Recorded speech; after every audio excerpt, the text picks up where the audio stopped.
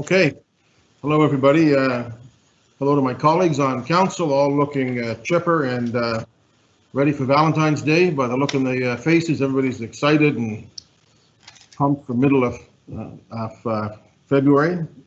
It's February the 9th, council. So we have a council meeting today, and we have a public hearing tonight. And so I'll call the meeting to order, and we'll just go through and say hello to our councillors, beginning with Councillor Daigle-Gammon, District 1.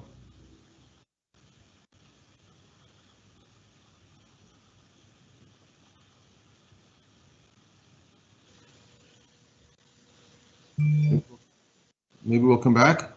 Council Daigle-Gammon is not in the meeting just yet. We're trying to reach out to her. Awesome, no problem. Councillor Hensby.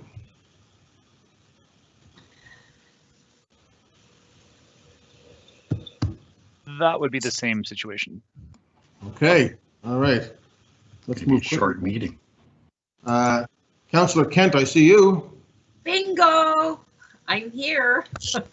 Happy to be here from a snowy Eastern Passage. It's a beautiful day and sunny and shining. Right on. Beautiful. Councillor Purdy. Good morning, everyone. Happy to be here, ready for the day. All right. Councillor Austin, District 5. I'm here, Mr. Mayor, ready to go. Councillor Mancini in District 6. Good afternoon, Mr. Mayor. Good afternoon, everyone. I want a special thank you to all the crews that have been working around the clock, clearing the snows in our streets. I know it's tough this morning on sidewalks, but whether you're in-house working directly for HRM or a contractor, thank you for the work. I know it's tough. Keep at it and stay safe. Good message. Give your snowplow guy a coffee when you see him. Councillor Mason, District 7. Good afternoon, Mr. Mayor and colleagues on council. It's not this snowy here in District 7, but it was pretty close. And looking forward to another day here, making things happen. Thank you, Mr. Mayor. Thank you. Councillor Smith, how are you today? I can't complain. Just look out the window and see the snow and just smile. My phone's off, so stop calling me about snow complaints, people. No, I'm just kidding. You can do that. 311 is always open. Here from District 8. Proud to be here and also representing African Heritage Month as well. Right on. Councillor Cleary, how are you? Hello, Mr. Mayor and colleagues. In the background, you should be able to see the laying of the tracks on Quinpool Road when we used to have streetcars. And I think it was the bicentennial, there was actually a streetcar parade that came up Quinpool and down Oxford Street on these very tracks. Great picture. I like that. It's like our archives pictures that they put out every now and then. It is actually from the archives, this picture. Yeah, I encourage people to follow the Halifax archives pictures that they put out now and then. I love them. Councillor Morse, how are you? Very good, Mr. Mayor. Thank you, and good afternoon, colleagues. Very happy to be joining you from Prince's Lodge. It's a little bit cool out here this afternoon, but it's bright and sunny. Right on. Councillor Cuddle, how are you today? I'm very well, Mr. Mayor. I've got lovely West Dover in my background, and I was just saying how much I actually love winter and embrace it, and that might change after a few more snowfalls, but for now I'm going to go with it. Everyone needs to get cross-country skis. Everybody call forward your number to Councillor Cuddle. Bring it on. Councillor Stoddard. Good afternoon, Mr. Mayor and colleagues, coming to you from sunshining Timberley in District 12. I just want to send greetings and thanks to, as Councillor Mancini said, to the snowplow drivers and from HRM and contractors. They did a wonderful job. Only got a couple of calls, and one was for too much plowing, so it was a nice change. Thank you.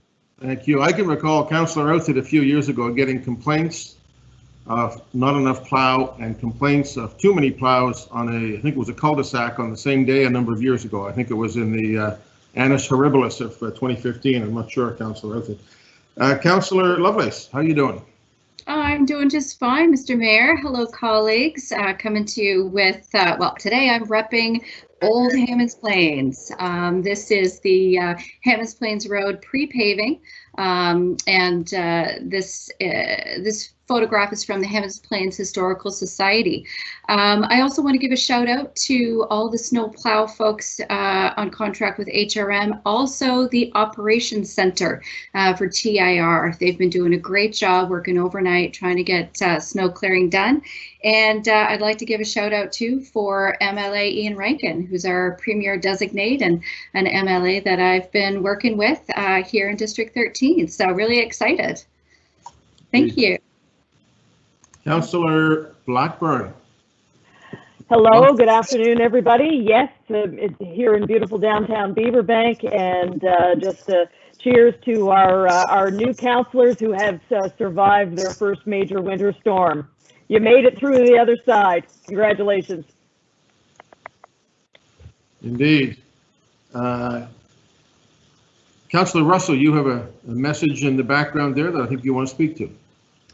I do. Thank you very much. Found out this morning, today is a bit of a somber day here in Lower Sackville with the passing of John Payzant from Payzant's Home Hardware that we've seen all over the place. John effectively built Sackville. He gave the supplies for all of the homes that were built in Sackville about 50 years ago and gave them to people with a no interest loan, just knowing that the community was good and was strong enough and would pay him back, and they certainly did pay him back in spades. He stayed active in his community forever, coming to work 8 to 10 hours a day, even up until very recently. He had his 90th birthday last year in June, and he was still working 8 to 10 hours a day at the store down on Sackville Drive. So thank you very much, John, for everything that you have done, and it's a huge loss to Sackville. So thank you. Thank you for that, Councillor, and the very best to the family and the great contribution that he made. Deputy Mayor, how are you? On the phone with us today. Coming to you by phone. I look better. Thank you very much, Mr. Mayor, and your memory is correct about that incident a few years ago. I also want to extend my thanks to the contractors and to the staff clearing our streets and sidewalks. And Mr. Payzant was a wonderful man. I spoke with him a number of times, and actually he's a good Bedford family. He used to call me about some issues in his neighborhood, and I know his son and family. So wonderful business and wonderful family. He'll be missed, I'm sure.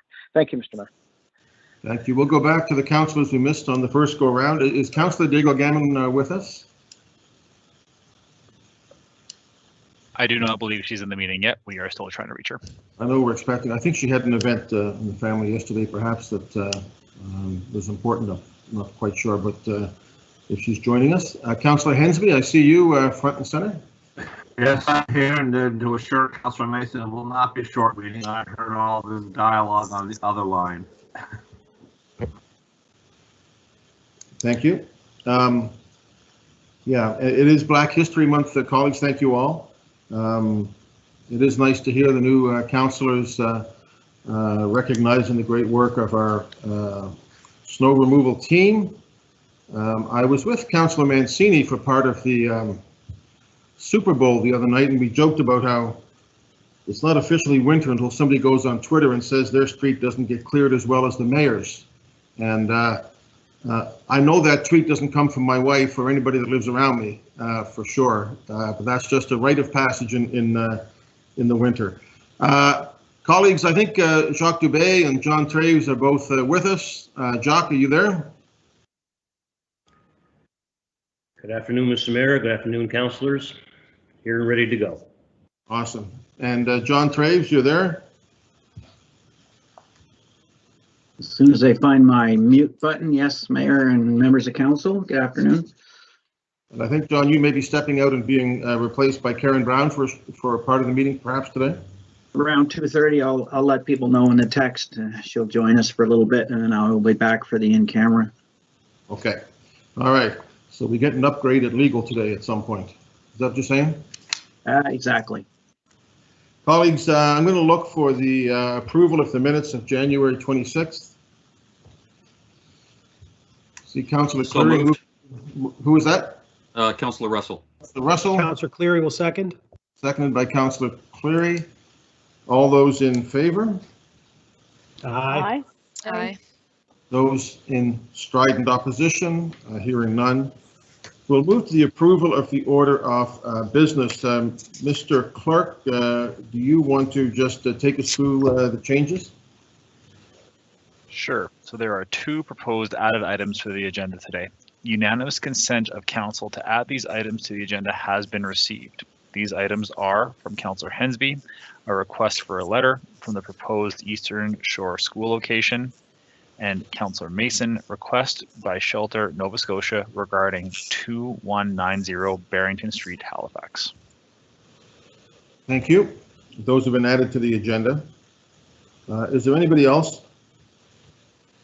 on our order of business? If not, I'll ask somebody to move the agenda as amended or as added to by these two items. So moved, Mr. Mayor. Thank you. Councillor Kent. Thank you. I will second that. Councillor Russell. Seconded by Councillor Russell. All those in favor? Aye. Aye. Aye. Opposed? That's carried. We have three items on the consent agenda, 11.1.3, 11.1.4, 11.2.1. Nobody wants to change that. I would ask somebody to move the consent agenda. So moved, Mr. Mayor. Councillor Mason. Moved by Councillor Mason, seconded by Councillor Cleary. Councillor Cleary. I will just read those items. 11.1.3 is the administrative order respecting tax relief to non-profit organizations who registered municipal heritage property. 11.1.4 is ratification of councillor nominations from standing committees coming from executive. And 11.2.1 is the Cathedral Lane sewer separation. Those items will be deemed to have passed on consent if the consent agenda is passed. If there's no other comments on that, we'll go to Ian for a vote on the consent agenda. We'll be starting with District 15 and Councillor Russell today. In favor? District 16, Deputy Mayor Outhitt. In favor.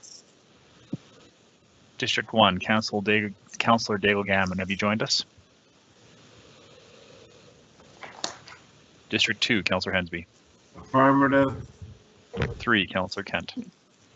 In favor. 4, Councillor Purdy. Voting in favor. 5, Councillor Austin. In favor. 6, Councillor Mancini. In favor of the motion. 7, Councillor Mason. For the motion. 8, Councillor Smith. For. 9, Councillor Cleary. Yes. District 10, Councillor Morse. In favor of the motion. 11, Councillor Cuttle. In favor. 12, Councillor Stoddard. Voting in favor of the motion. 13, Councillor Lovelace. Voting yes. 14, Councillor Blackburn. Voting in favor of the motion. And Mayor Savage. In favor of the motion, so 11.1.3, 11.1.4, 11.2.1 are passed. Calls for declaration of conflicts of interest. Motions of rescission, we have none. Deferred business, none. There is a public hearing tonight. That is on the original municipal planning strategy and the land use bylaws for 5853 College Street, which comes out of previous work of council. Correspondence, Mr. Clerk.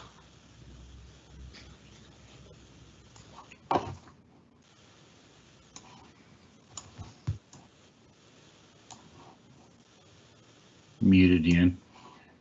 Sorry.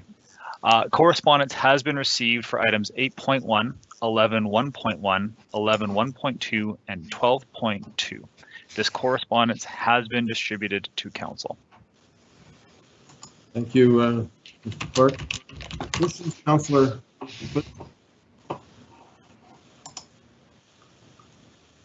Sorry, I didn't quite hear that. Was that me, Mr. Mayor? Yeah, petitions. Thank you, sir. So I have a petition. Hopefully you can, my background's not letting you see it. It's a very thick binder, introduced by or handed to me by the Friends of Fleming.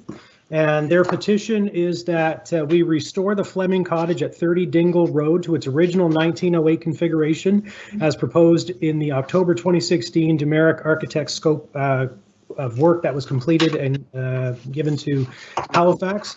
And I know the clerk's office has an electronic copy of this. There's about 1,500, just over 1,500 signatures on this petition, and I'll bring the original to the clerk's office after. Thank you, Councillor. Councillor Mason, petition.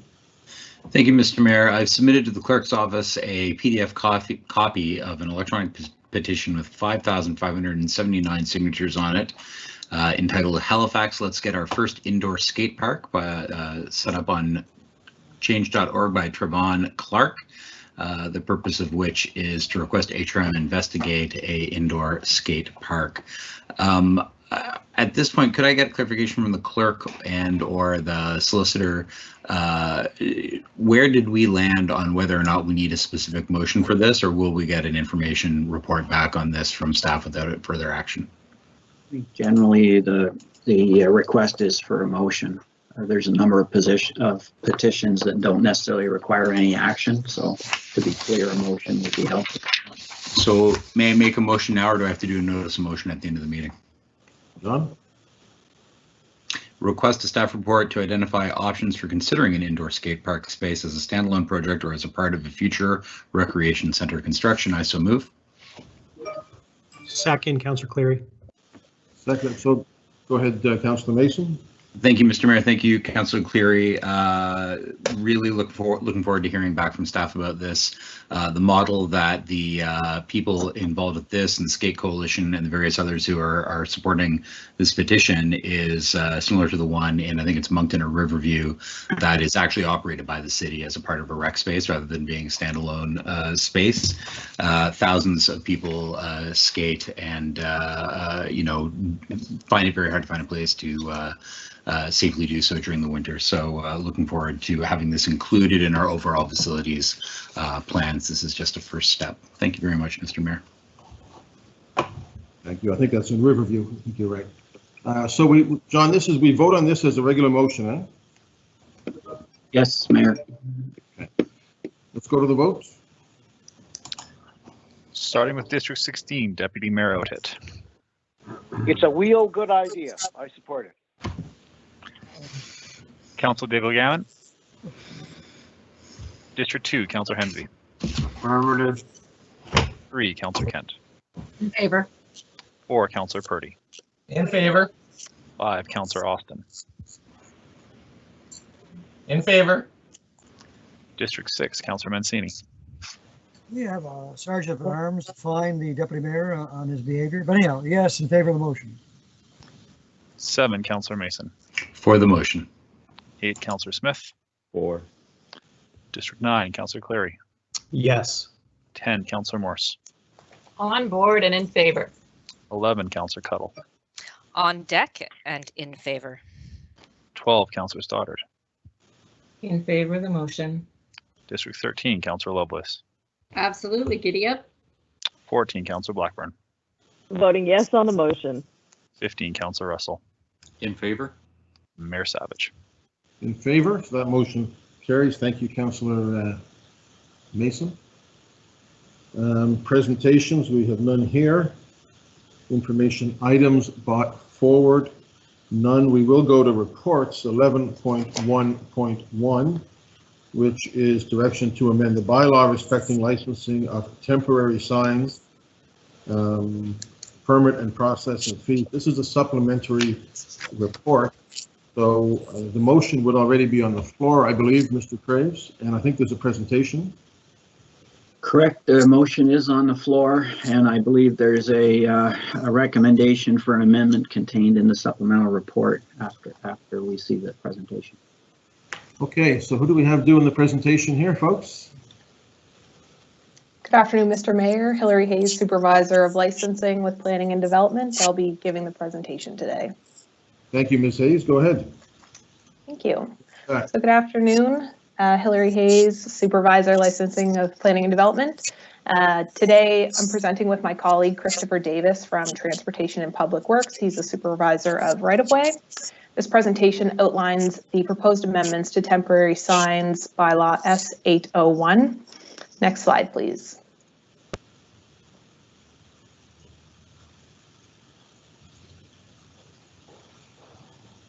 Thank you. In spring of 2015, Council did pass legislation to deal with the proliferation of temporary signs, which became bylaw S801.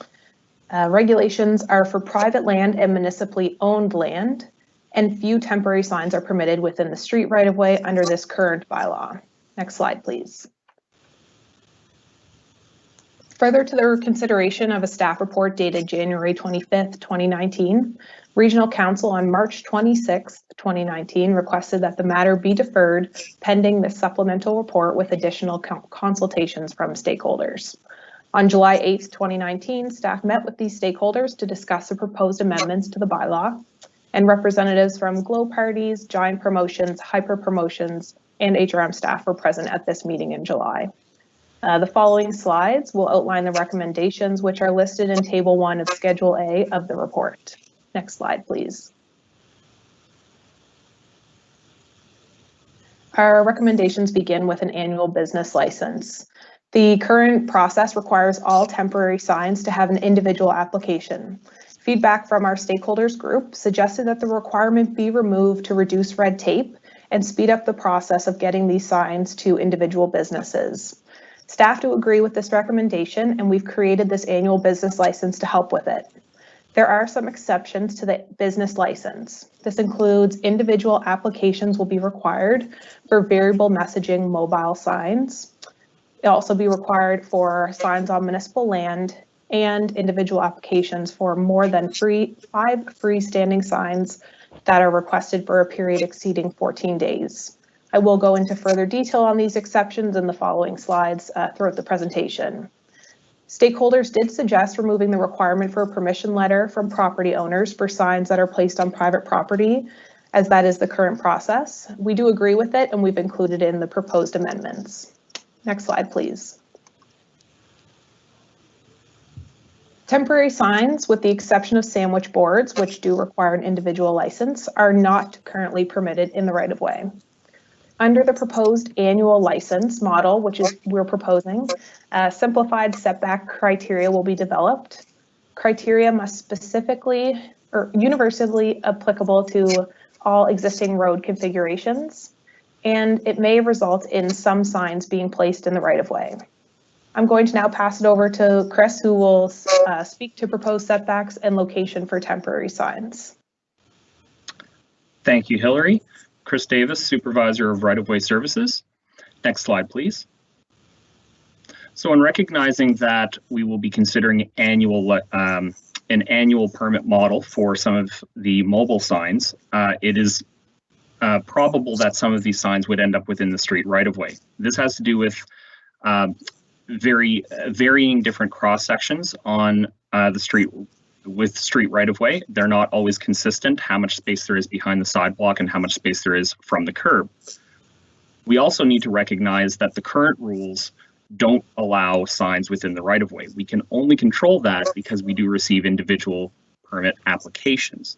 Moving to an annual model would allow the sign companies to place signs within the right-of-way without getting a specific individual permit. And in order to facilitate that, we have to create criteria to control the placement of these signs.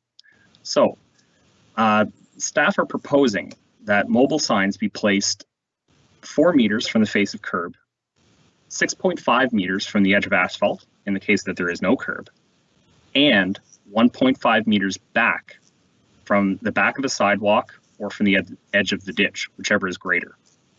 The key reason that we want to have a setback from the back of the sidewalk or back of ditch is to ensure that proper sight lines are maintained. This recognizes that many of these signs are placed in front of commercial properties, and we want to be very mindful of maintaining sight lines to those driveways. Making sure that signs are set back from both the curbs and the sidewalks provide that opportunity, and also provides us plenty of space to execute our winter operations, such as snow clearing, which we spoke already a lot about today. I do want to highlight the stakeholder preference was to have a specific setback from the face of curb or from the edge of asphalt, and they recommended to not have an additional setback from the sidewalk. Next slide, please. So I'm going to run through a few examples. I have indicated what cross-section I'm using at the top on the header of each one of these slides, but I'm using these cross-sections to demonstrate various different configurations one might see out there.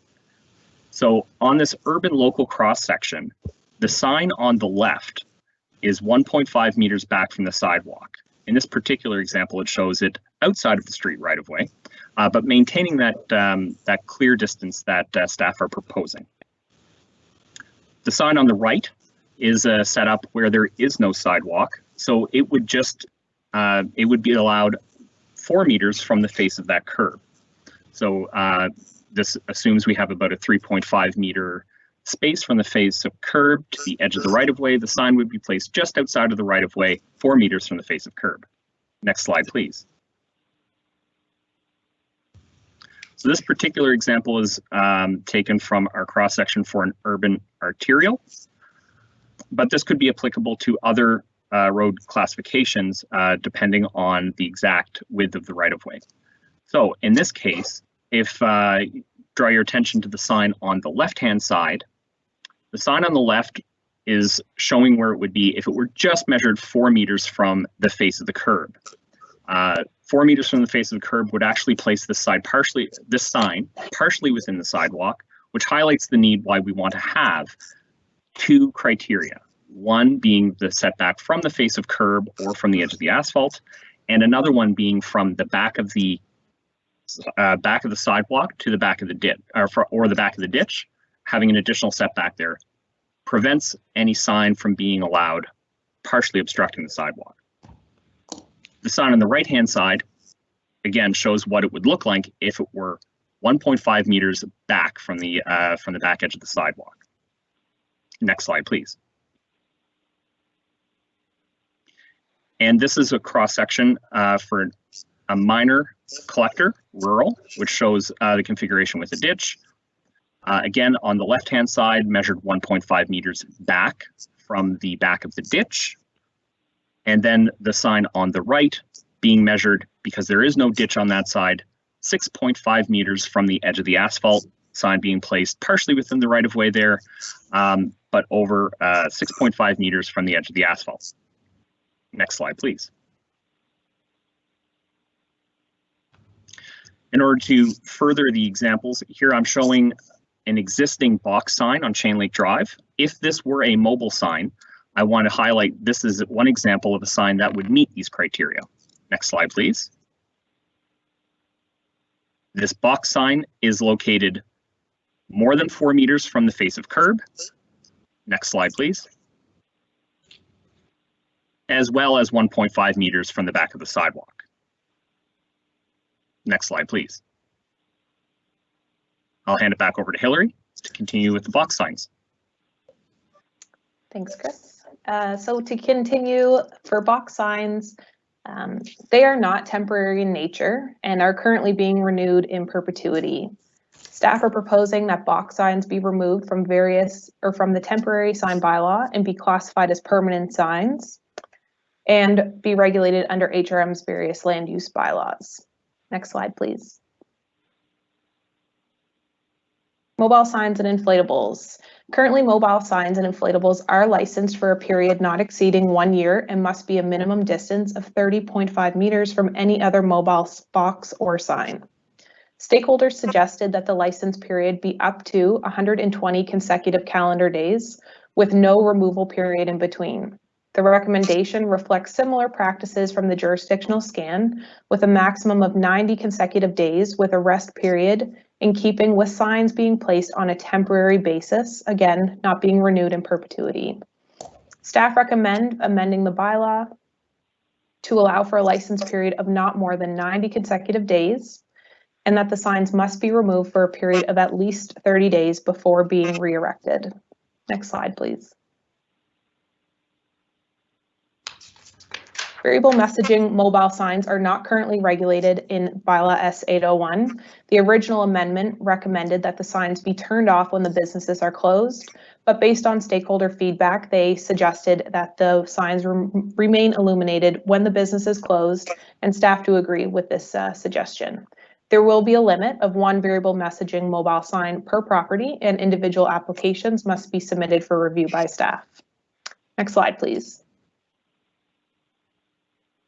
The current bylaw S801 does not have any provisions for any other temporary signs such as standalone flags or banners. Due to varying property sizes, staff recommend limiting 5 freestanding signs per property. If an applicant wants more than 5 signs, an individual application and additional review by HRM would be required, and the size of that property will be taken into consideration. For special short-term events, unlimited signs may be erected for up to 14 days. Next slide, please. The current legislation states that community event signs are permitted for no more than 60 days. However, current practice does not allow for signs to be erected for a period more than 10 days from June until September and 14 days for all of the other months. The proposed amendment reflects current practice. In addition to community event signs, the proposed amendments will permit mobile signs for businesses that lease permanent or temporary space, such as special sales events, on or in municipal property. Next slide, please. Staff recommend waiving of fees for signs placed on school or church properties. The current bylaw indicates fees be waived for community events, but amendments to Administrative Order 39 should be changed to reflect this. Next slide, please. Based on stakeholder feedback, staff proposed amending the bylaw for short-term events from a period of 7 calendar days to 10 calendar days. Next slide, please. New types of temporary signs. The sign industry is always changing and introducing new signs. Staff recommend a provision to permit staff reviews on a case-by-case basis and issuance of licenses for new types of temporary signs not currently in the bylaw. Next slide, please. Light standard signs and banners that do not exceed 0.56 square meters per surface are currently permitted in the bylaw. Based on feedback from stakeholders, staff recommend enlarging the sizing to reflect the largest sign to 3.90 square meters. Next slide, please. Mobile signs in Bedford. Currently, bylaw S801 states mobile signs shall be permitted only once per business for a maximum period of 60 days for new business openings with a commercial and industrial zone within the boundaries of the Bedford Municipality Planning Strategy. Staff recommend amending this provision to only apply to commercial and industrial zones fronting the Bedford Highway. The bylaw would include an attachment outlining the boundary of the Bedford Municipal Planning Strategy, which was asked for by stakeholders. Next slide, please. The next 2 slides do outline additional items that were brought forward by our stakeholders. Multiple residence signs. Currently, multiple residence signs may be issued for 60 days twice per year if the apartment building has more than 50 units. Staff recommend increasing the license period to 90 days, and the sign shall be removed after expiry or cancellation for at least 30 days. I would like to make a note that there isn't an error in attachment A of the report. The proposed license period is 90 days, not 60 days. Next slide, please. Banner signs. Currently, a license for a banner may be issued for 30 consecutive calendar days. Stakeholders suggested the time for a license be increased to more than 30 days, and they are requesting increasing the building's coverage percentage from 10 to 20%.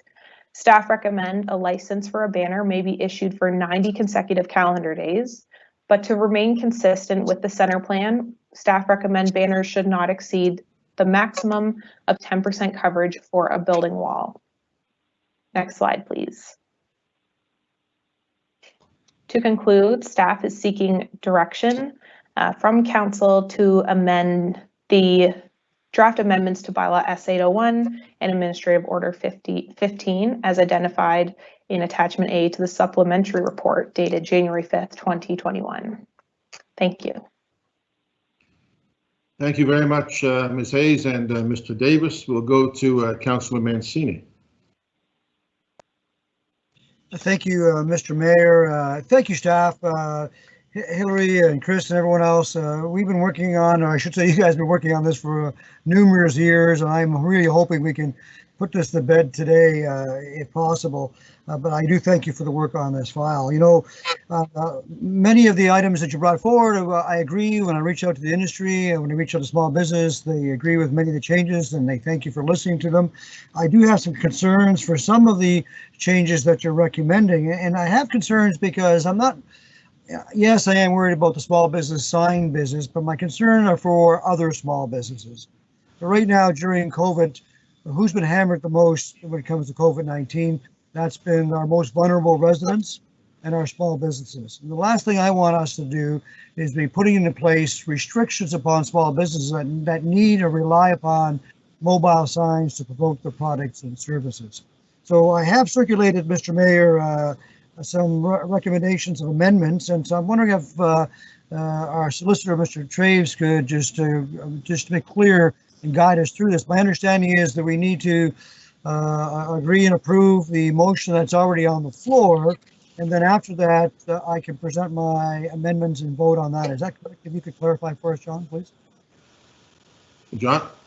Mayor, through you to council. So the motion that came out of the original staff report is on the floor. Staff is now, and the issue that should be dealt with first is recommending some amendments to that based on the direction from council at our last meeting to go back and hear from the community further. So that should be dealt with first. And depending on the outcome of that, if Councillor Mancini then wishes to propose additional amendments, they would be dealt with after the amendments that are proposed by staff.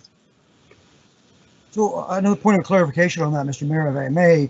So John, my confusion on what you're suggesting though is where the motion is to approve what staff have put in front of us, but then I'm coming back with some amendments to that that kind of contradict some of the suggestions. So that's where I'm confused. So yeah, fair enough. So we have a motion on the floor from the previous meeting at council. The amendments that you've circulated actually are amendments to the amendments that are being put forward by staff. So you can't amend an amendment. You need to actually amend the main motion based on the amendments proposed by staff. And then certainly council is free to deal with the amended main motion by considering your additional amendments at that time. From what I've seen, they're not contrary to what's going forward. It's not that one needs to be defeated. It's simply more iteration as you go through. So we just got to step through the process a little. Okay, Tony, so you understand that? yeah, I do. And so if that's the case, unless my colleagues have questions about what staff has put forward, I'm prepared to ask for the question unless they have questions. And then my ask of colleagues is to approve the motion on the floor and then entertain my amendments after. If Mayor, if we could have somebody put the amendment forward as an amendment, then that would be a kickoff. So this is actually an amendment to what was on the floor, Councillor Mancini. So if you'll read that amendment, that would be the starting point. Right. So, John, maybe you can help me with the wording on this, but this is what I'm not clear on. Is it just asking for amendments to Table 1, Attachment A of the motion? No. Mr. Mayor, through you to council, the amendment is in the supplemental staff report, and it is actually in the agenda as well. I can read that. Amend the deferred motion. Okay, I'll put that forward, Mr. Mayor. Thank you, John. That the Halifax Regional Council amend the deferred motion of March 26, 2019, to direct that the Chief Administrative Officer draft amendments for Council's consideration to bylaw S-801 respecting licensing of temporary signs, Administrative Order 15, license, permits, and processing fees as identified in Attachment A to the supplementary report dated January 5th, 2021. So moved. Second, Councilor Cleary.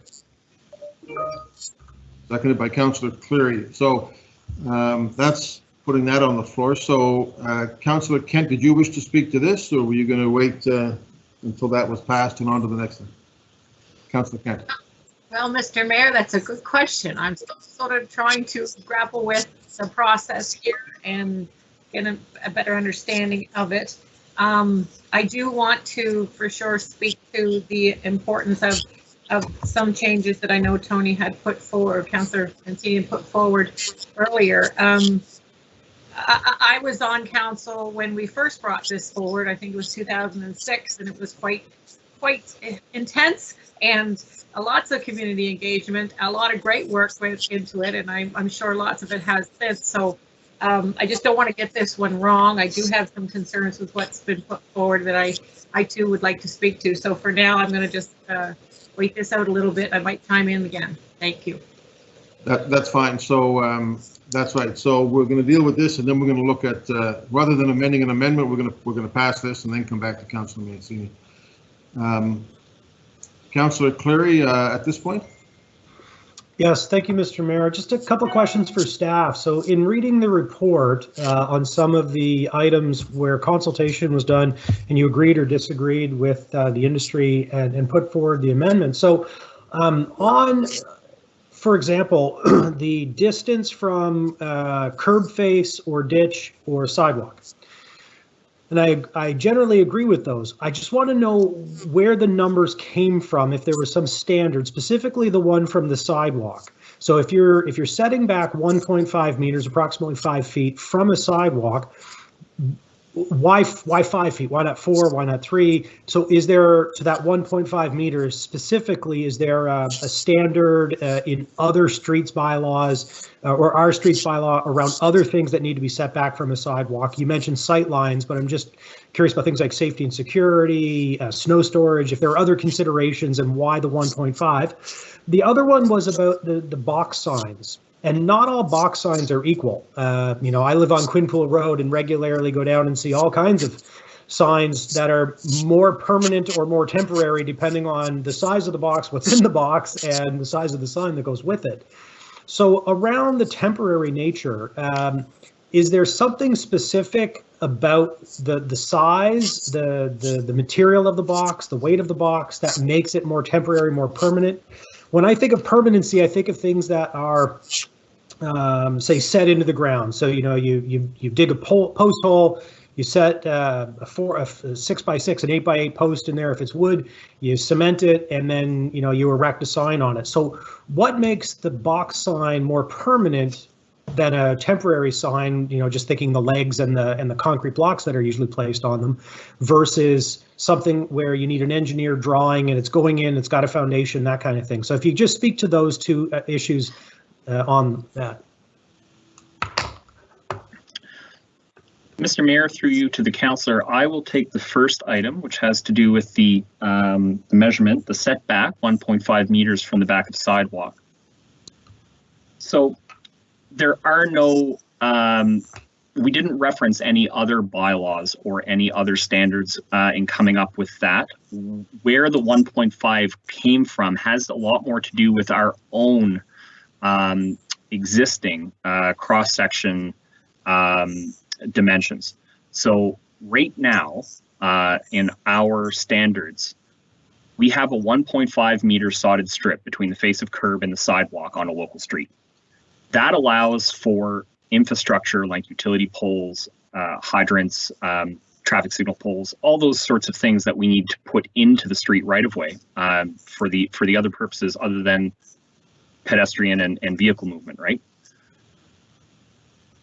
Putting 1.5 meters behind the sidewalk accounts for those cross sections where the sidewalk is actually right up next to the curb, or that there's a very, very small median between the sodded strip between the curb and the sidewalk, and we have that space behind the sidewalk. There are cross sections and there are a lot of existing streets where all that infrastructure is on the back side of the sidewalk. By putting the setback at 1.5 meters behind the sidewalk accounts for all the space required for all of that existing infrastructure. If it's good enough to place it between the curb and the sidewalk in that 1.5 meter space, it's also enough room for it to be placed behind the sidewalk. Putting the signs behind that keeps those things from interfering with each other.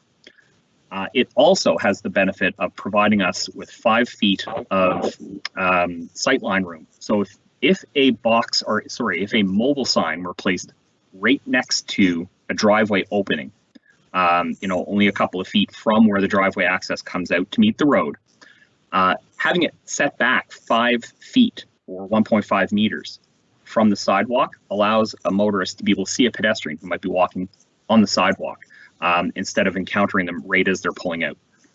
So it's meant to really be that universally applicable set of rules. There are a lot of different cross sections out there. There are a lot of right-of-ways that are a lot wider, a lot narrower, and we have all kinds of different configurations.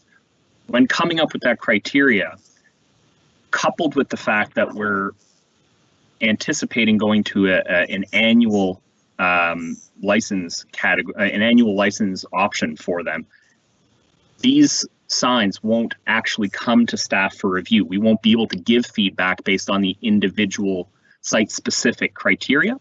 So we had to come up with criteria that would fit the 99% of all of the street cross sections out there without causing conflict, which was quite challenging, recognizing that there are so many different cross sections out there. So it was utilizing that existing median dimension on the local street cross section and applying that to the backside, recognizing that in some cases, that's where all that infrastructure is. So that's the first item. Hillary, to you for the second item. Yes, thank you. Through you, Mr. Mayor, to the councillor. In regards to box signs, they are currently the ones that we have throughout HRM, over the various companies that do provide them for businesses, are permanent in nature and are constructed in a way that they are not easily moved. They have to be constructed to be put up and constructed to take down. It does take time, and even if they are not set in stone into the ground, they are quite permanent as they are currently made and built. That is why we've suggested it becomes a permanent sign, as they are currently being treated as permanent in the sense that they renew consistently over and over, year after year. Thank you, Mr. Mayor, and thank you, Ms. Hayes and Mr. Davis. I appreciate those answers. Thank you. Councillor Cuddle? Thank you, Mr. Mayor. Through you to staff, I have a couple of questions about the impact of businesses applying for kind of a secondary variable message sign when they already have a current permanent sign. Will, if they have a permanent sign now, will they be able to apply for a second permanent sign? Do the variable signs get treated differently from, like the main business signs? And my other question is about the box signs.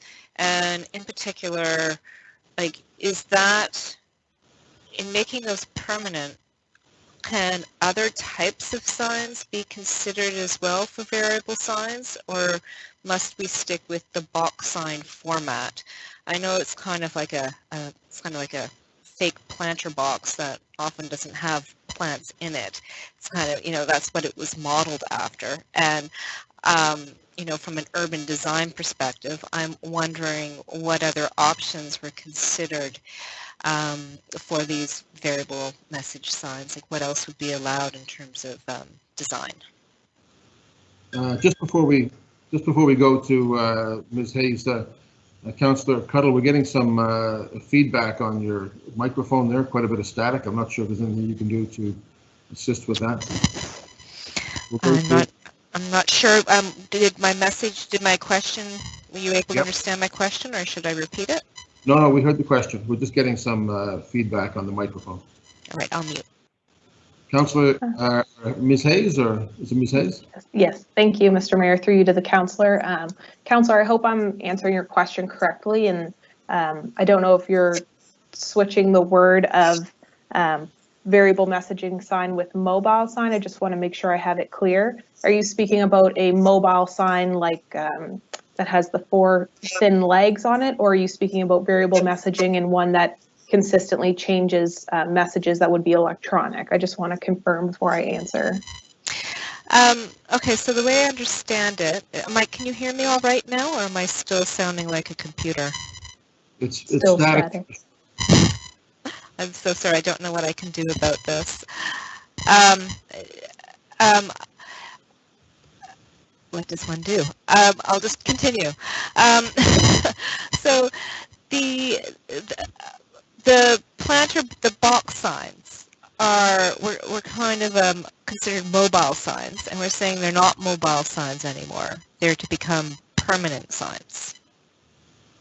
That is correct, through you, Mr. Mayor, to the councillor. So box signs were considered as a temporary sign, not mobile per se. We have another category called mobile signs. They were called temporary signs, but yes, we're suggesting they go to permanent. Okay, so the question is, if they're a permanent sign and a business already has a permanent sign on their property, will there be a conflict if they want to have one of these permanent variable message signs? So through you, Mr. Mayor, to the councillor, it would depend on what their placement looks like of the other sign, where it's located, what kind of sign it is, the permanent one that they would have currently, and they're potentially applying for a box sign or a mobile sign that might be more temporary in nature, or another permanent sign.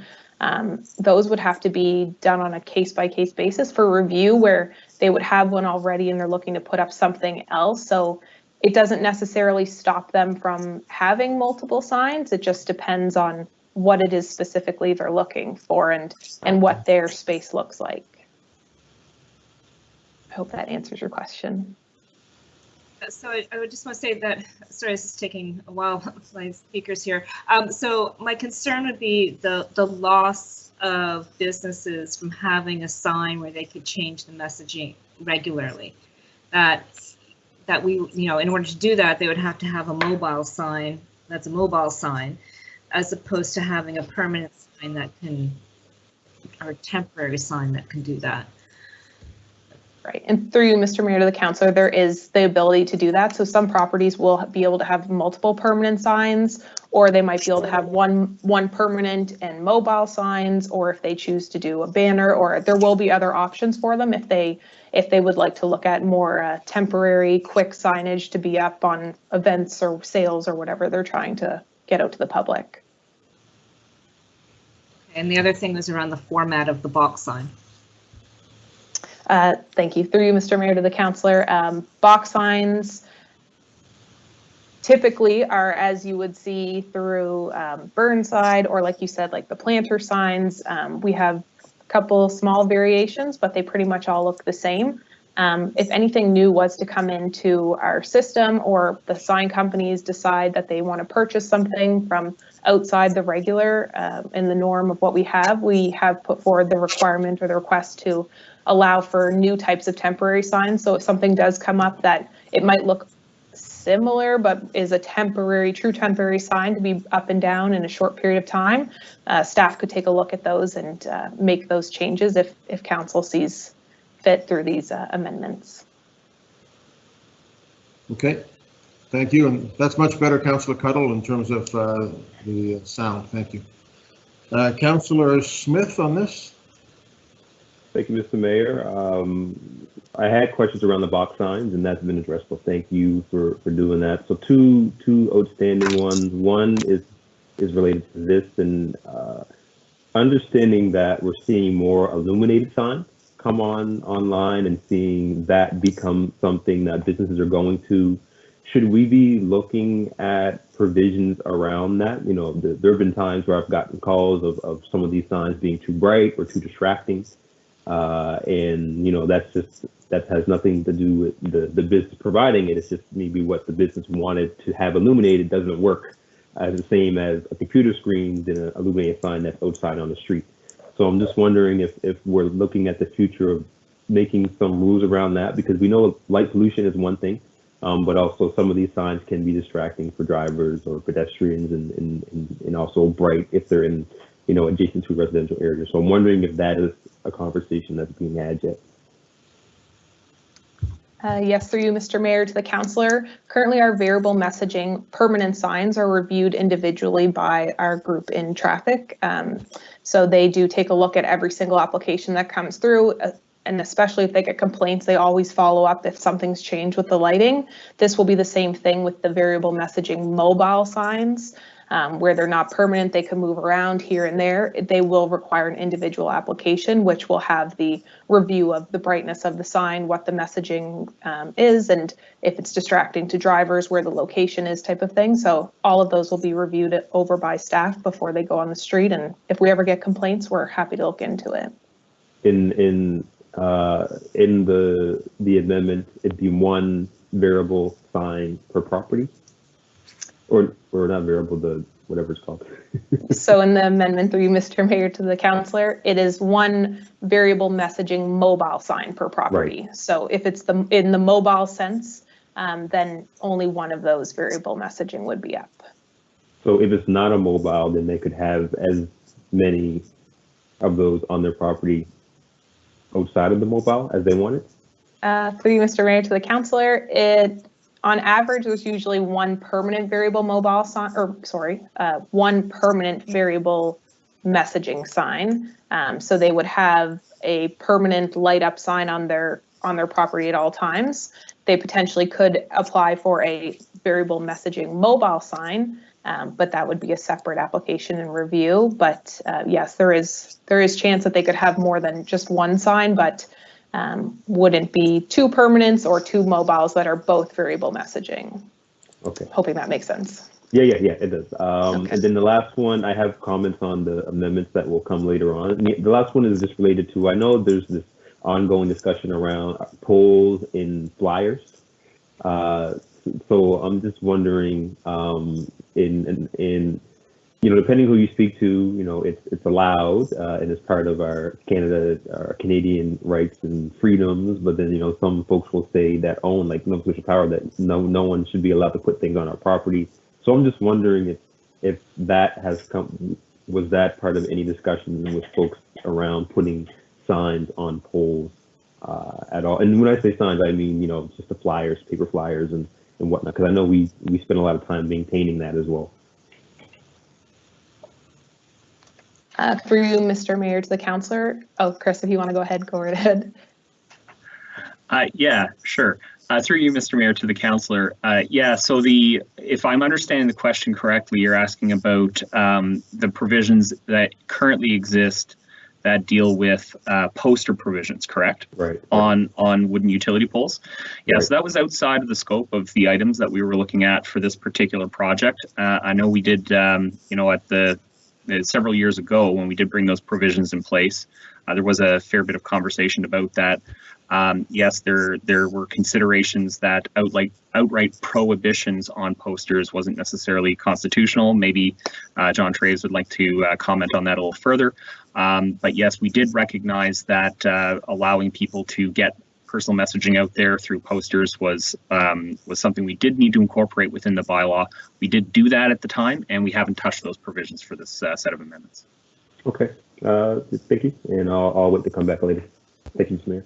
I see Connor O'Day's face was popping up. Were you hoping to say something on this? Mr. Mayor, through you to council, I'm just here for moral support, just making sure that if I need to jump in, I'm there. That's all. Thank you. Okay, so we have the Director of Moral Support with us as well. That's good to have. The next one on the list is Councillor Outhitt, who's coming to us audio only. Councillor Outhitt? Thank you, Mayor. Thanks very much. Thank you to staff for the presentation. First of all, I wanted to say how strongly I support the solution, the compromise that was reached for the Bedford area, that there'll be some flexibility in signage in the industrial and commercial areas, and they'll maintain some of the restrictions in the Bedford Highway Main Street sort of location. So thank you for that, and I strongly support it. I'm still struggling with the box and planter sign issues, and I know a few of my colleagues have asked about this already, but the way I look at this is, and I'm wondering, to me, a box or planter sign, if it were considered to be temporary or mobile, in my mind, looks more attractive than some of the traditional temporary and mobile signs. And if the industry is willing to price them that way, and to put them up and take them down quickly as if they were a mobile or temporary sign, isn't that kind of a win-win in the sense that it looks nicer, in my opinion? I know beauty's in the eye of the beholder, but to me they look a lot nicer than some of these other things that could be put out. So when I'm through, I'd like to get Chris or Hillary to address that thought. Just a little bit more thinking on why this would be a big deal. And last but not least, in the situation, Chris, you mentioned that in 99% of the time, and I don't know if that was literally scientific 99% of the time, or if you just mean most times that the setback wouldn't be an issue, distance wouldn't be an issue. But what in the cases where it is, will there be any flexibility to say, okay, well, because you're in an older neighborhood or because you're close to the road, etc., you are a small business, we want to help you advertise your opening or whatever, but they just simply cannot accommodate the setback. What sort of exceptions or what sort of consideration could we make? Those are my questions. Thank you. Thank you through Mr. Mayor to the councillor. I'll take the first question. So thank you, councillor, for your question on box signs. And it is a good point to say that they potentially could be temporary if industry was willing to take them up and put them down very quickly. It just would have to have a shorter time frame and fall in line with the rest of the bylaw if that is council's decision. We have been putting forward the 90 days for mobile signs, and if they wanted to be treated as a mobile sign, they would also fall in with that time frame. So if you no longer wanted it to be permanent or be put forward as a permanent sign, then we could treat them as a temporary sign, but they again would have to be up and down, and the time frame of 90 days would be suggested. So does the current verbiage allow that to happen should the industry wish to do that? I believe it would need to be brought forward as an amendment. It doesn't, we haven't currently put that forward, but I'm not sure if it could be included in Councillor Mancini's okay, that would be great changes. if Tony wanted to bring that forward. I'd like to see that creativity or that flexibility if possible. Thank you. Thank you.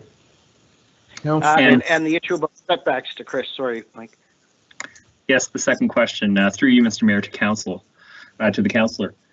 Yes, the 99% wasn't a scientific calculation.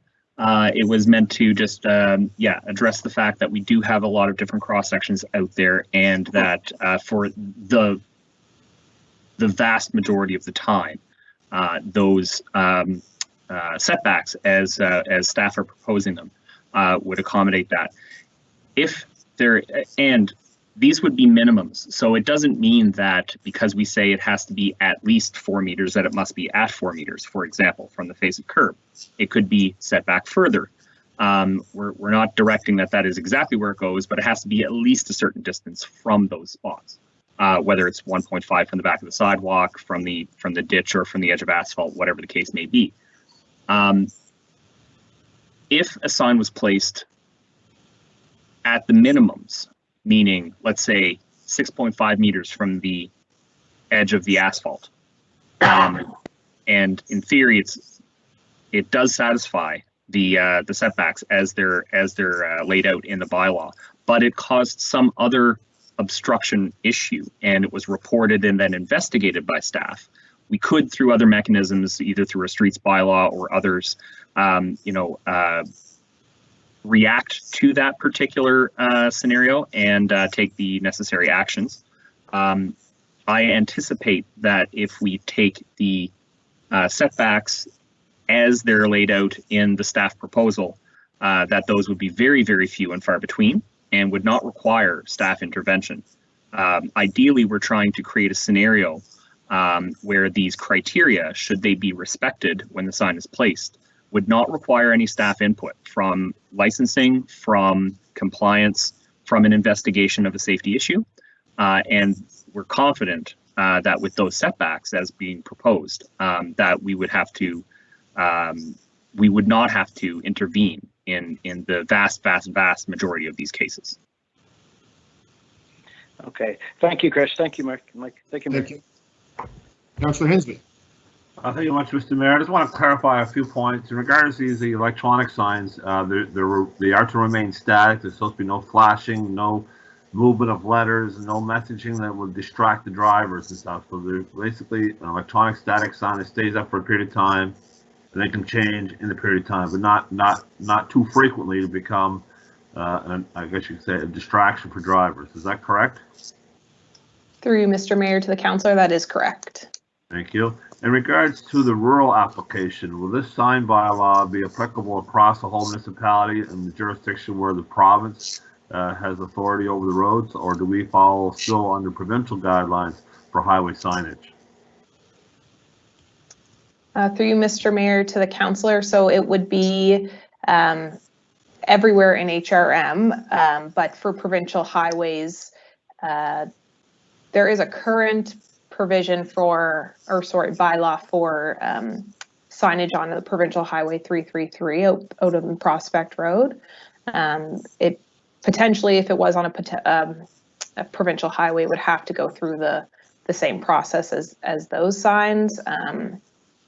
But if Chris has anything more to add to that one, I might let him jump in, but that's all I have for that one.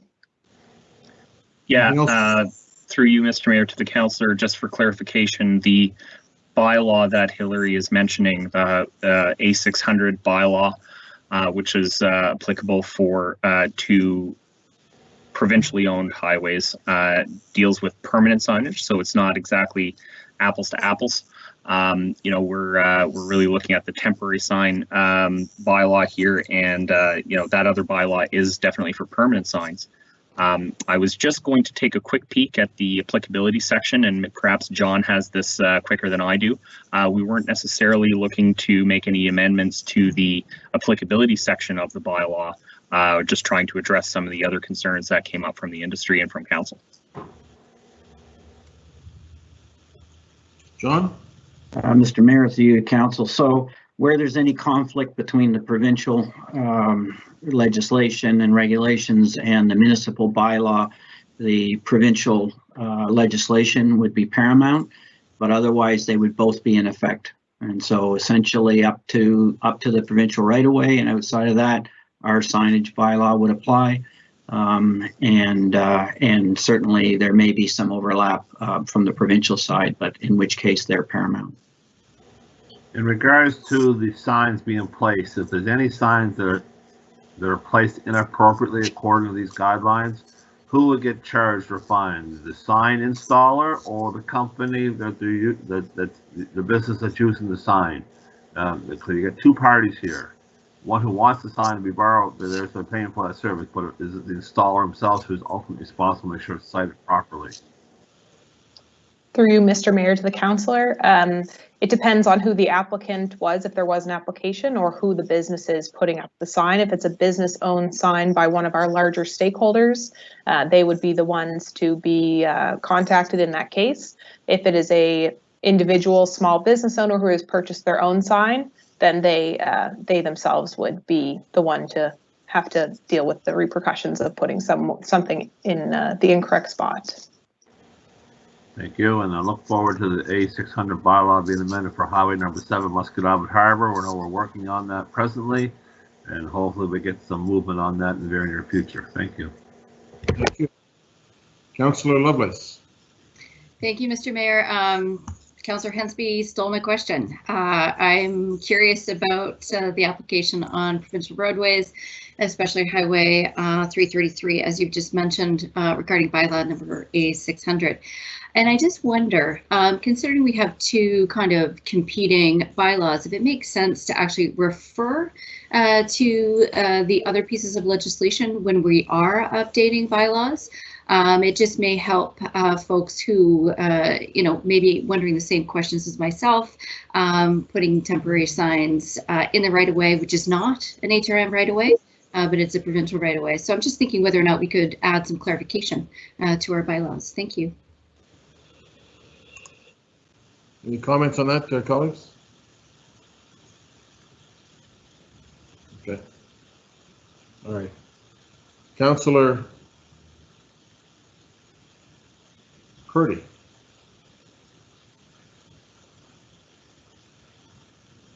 Hello, thank you. Thank you, Mr. Mayor. I was just wondering if staff could speak to the downtime, up for 90, down for 30, and would there be any leniency for small businesses that would be open just seasonally and maybe would want to keep it up for longer than the 90 days?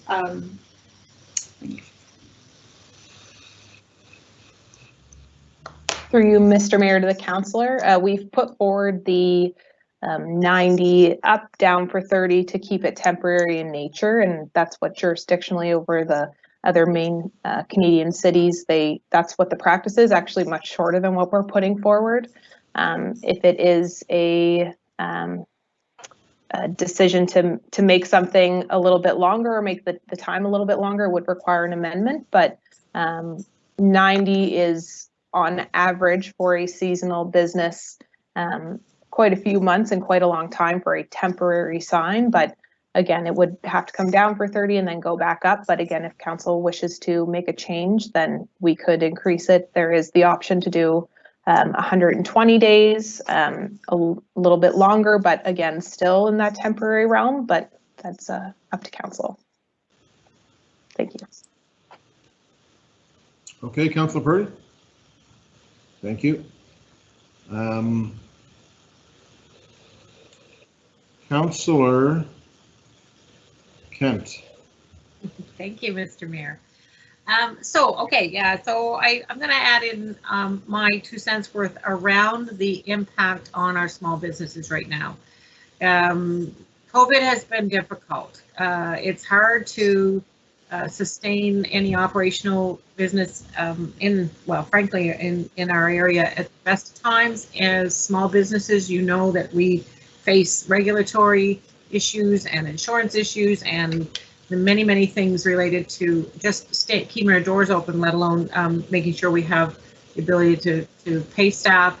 Often our business owners are the last ones to get the paycheck, and want to make sure that their staff and their workers and their bills are paid first. So I'm really just concerned around a big wave of change that will affect them even more drastically because of the implications of COVID. Often as well, when we are putting businesses at risk, often our NGOs are reaching out to many of these small businesses in their communities, local businesses, for support for some of their initiatives.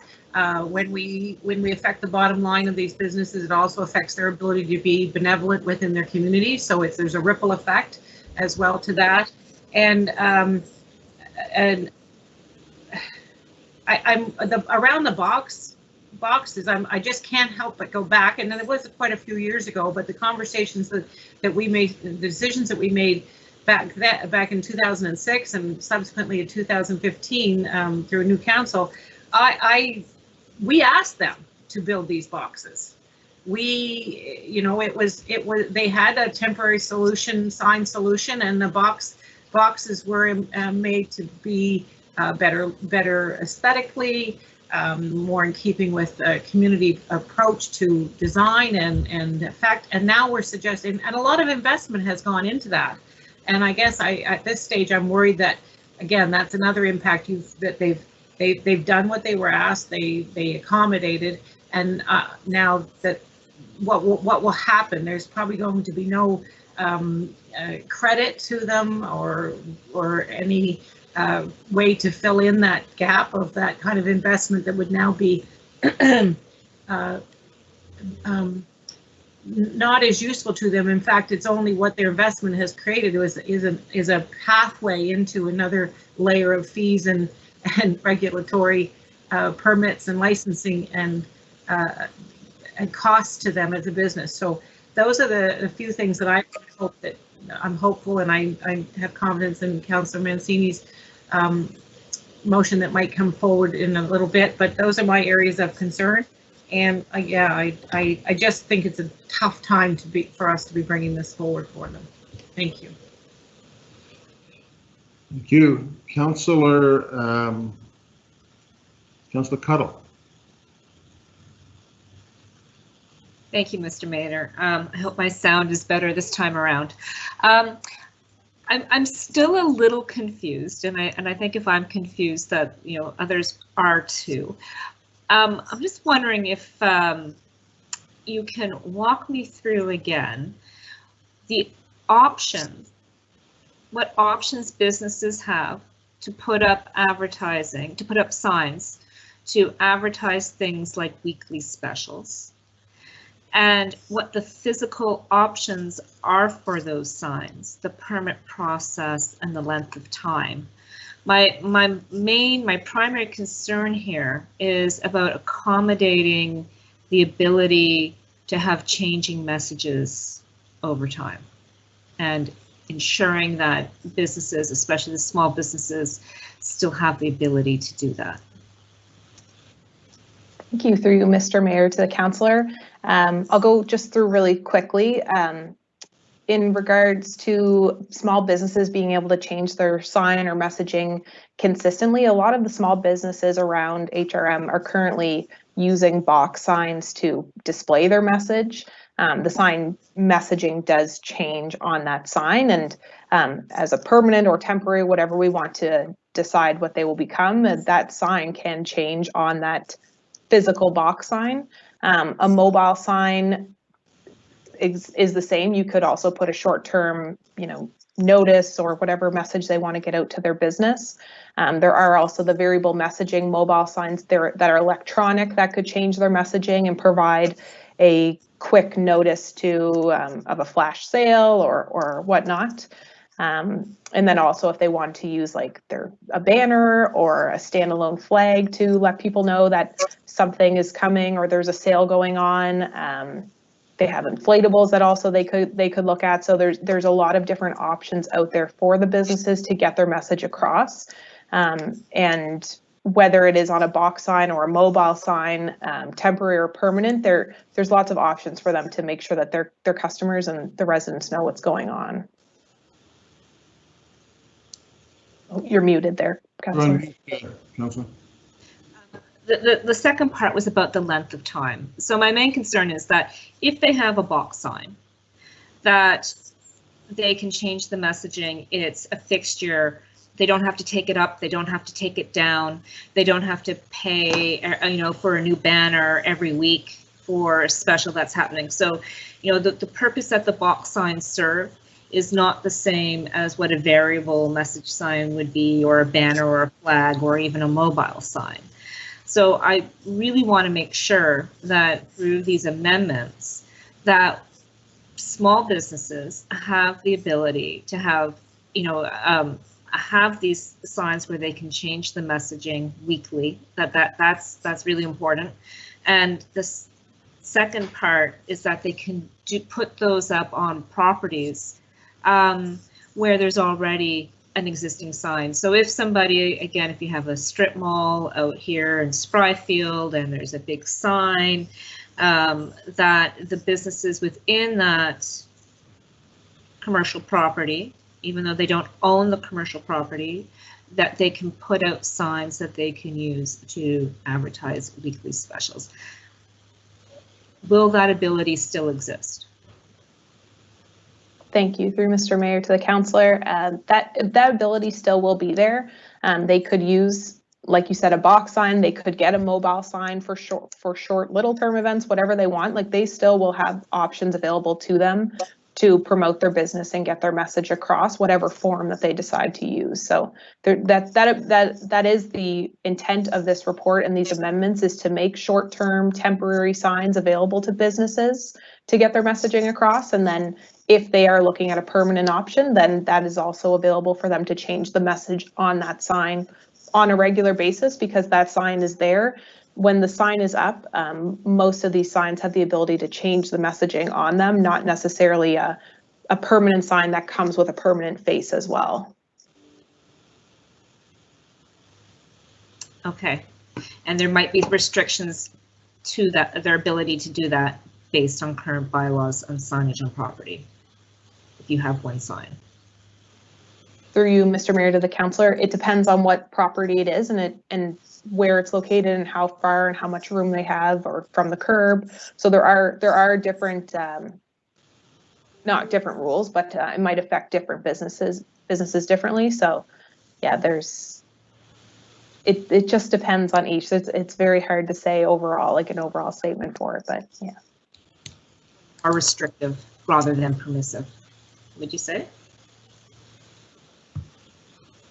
Through you, Mr. Mayor, to the councillor, it depends. It really depends on what their property looks like. It's some properties have lots of green space and they're able to promote and push, like out in Bears Lake, lots of green space, lots of availability for them. So I also see Kelly popping up here as well, but yes, it really depends on where this business is located. Okay, thank you.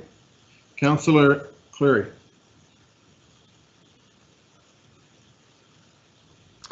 Thank you, Mr. Mayor. So just for clarity, because I think for things like a box sign, and if you go to actually some of the companies that rent out both permanent and mobile signs, they actually have, when you click on the permanent signs on their websites, box signs. And they themselves consider them permanent. At least that's how they promote them on their websites. But the issue really, because I mean, you could have a box sign in the right of way, you could have a box sign in your parking lot, you could have a box sign, on grass on your own property.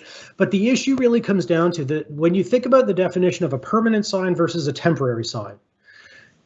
And I guess I'm looking at Mr. Davis for this one. If we deem a box sign permanent, then it can't be located in the right of way, correct? Because then you would need an encroachment in order to do that. So if it's considered temporary, it can be in the right of way. But if I have a business and I keep it in my parking lot, I keep it on my own property, it doesn't really matter whether it's temporary or permanent.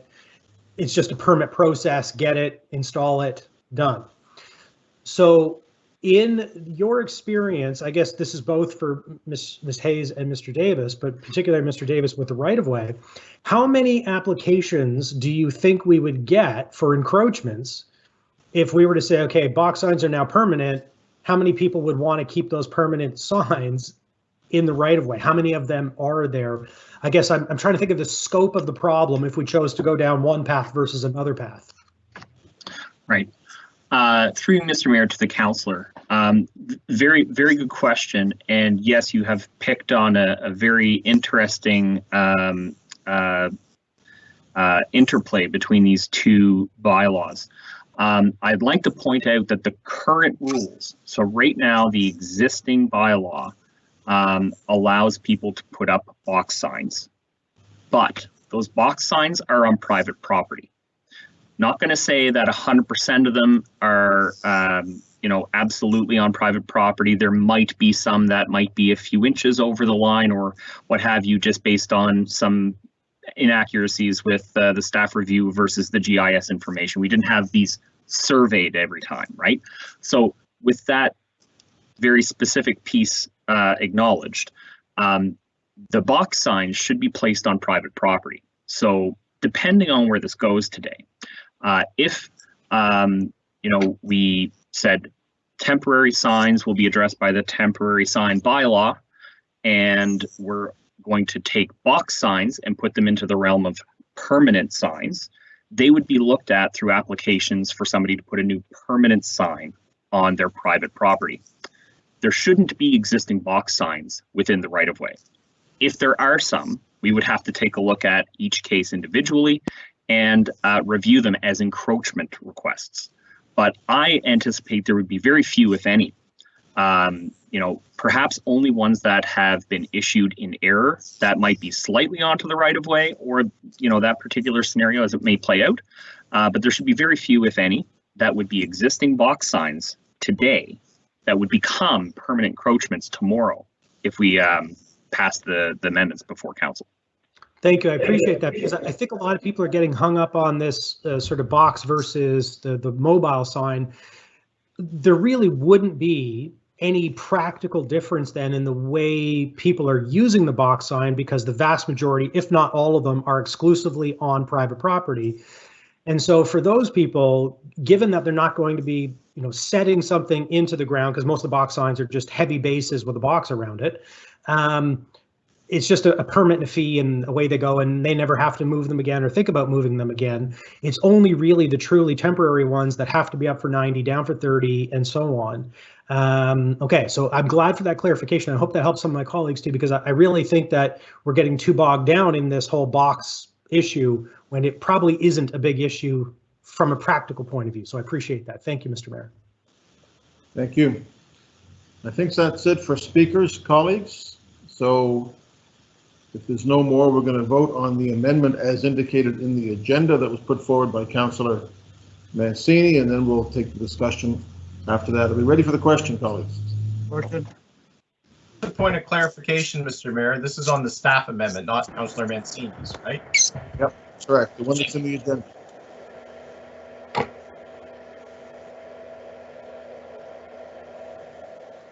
Everybody's clear on that? It's the one on the agenda. I posted in the chat the motion that is currently on the floor, and looking to ask the question. Just to confirm with everyone, Councillor Daigle-Gammon does send her regrets for this meeting, so she will not be here today. Beginning for the vote on District 2, Councillor Hensby.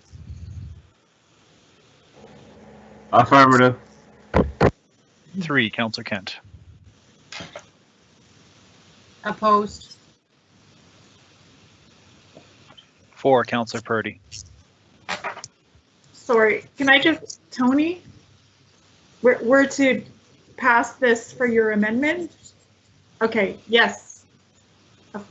In favor. District 5, Councillor Austin. In favor. 6, Councillor Mancini. In favor of the motion. 7, Councillor Mason. For the motion. 8, Councillor Smith. 4. District 9, Councillor Cleary. Yes. 10, Councillor Morse. In favor. 11, Councillor Cuddle. In favor. 12, Councillor Stoddard. In favor. District 13, Councillor Lovelace. Voting yes. 14, Councillor Blackburn. Voting in favor of the motion. 15, Councillor Russell. In favor. 16, Deputy Mayor Outhead. Yes. Mayor Savage. Yes, in favor. Councillor Kent, are you serious? Councillor Kent? Thank you. In favor. Thank you. Thank you. Okay, so that motion carries. Thank you, Ian. Councillor Mancini? Thank you, Mr. Mayor. So I need a little bit of direction from a solicitor on this. Do I just read the amendments, or do I need to state something before that? What's to make it do this properly, John? If basically it's a motion for amendment, and I believe you've circulated something, and you can explain to your colleagues what it is. Thank you. What John just said, motion for amendment, and I have circulated, Mr. Mayor, the amendments. I guess for the benefit of those watching, though, I should reference each one of them, or do I need to read them in entirety, John? I think Councillor Russell is asking for you to deal with them individually, and so we're working from the attachment A to the supplemental staff report that was circulated for today's meeting. I believe you have an amendment to, and you'll see that they're actually listed in attachment A as items A, B, and C. So with Councillor Russell's request, I would suggest you deal with them one at a time. So we vote on them one at a time. If that's it, that we can determine that at the end. If a member of council wants to break out one or deal with them all individually, we can deal that. Thank you, John. So, Mr. Mayor, I'll speak to the first one, which is in Table 1, Attachment A, which is B, the temporary signs, and it's in reference to Chris's presentation on the setback, and the recommendation is a setback of 4.0 meters from the face of the curb. I'm suggesting that could be even further, 4.5. But the big one is the 1.5 meters from the back of the sidewalk. I'm suggesting 0.3 meters, which is about a foot. So if I could speak to that, if I may. So, you know, Chris showed a photo, an actual picture of a mobile sign, and the picture that he chose was one that had a big grassy area. And if all of our signs were like that, it'd be no issue. It'd be so simple.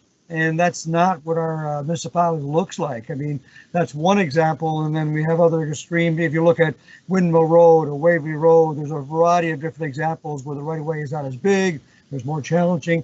When I speak to the industry, when I speak to the customers of the industry, the biggest problem with setting back 1.5 meters from the back of the sidewalk, there are situations where that would force that mobile sign to be in a parking lot. Understand a lot of these small businesses don't necessarily, some do, but most of them don't own the property they're in. They're renting, they're leasing. They may be in strip malls or where have parking lots. So they may not be allowed to take away a parking spot to put that mobile sign. Remember, the businesses that we're talking about are businesses like the pizza shops, the spas, the corner stores, and so on. And they may be prevented from putting that mobile sign if it has to go into the parking lot. You know, Chris alluded to saying 99%, and he acknowledged that's not the reality. Is there's many that what's being recommended will work quite fine, and I agree with that.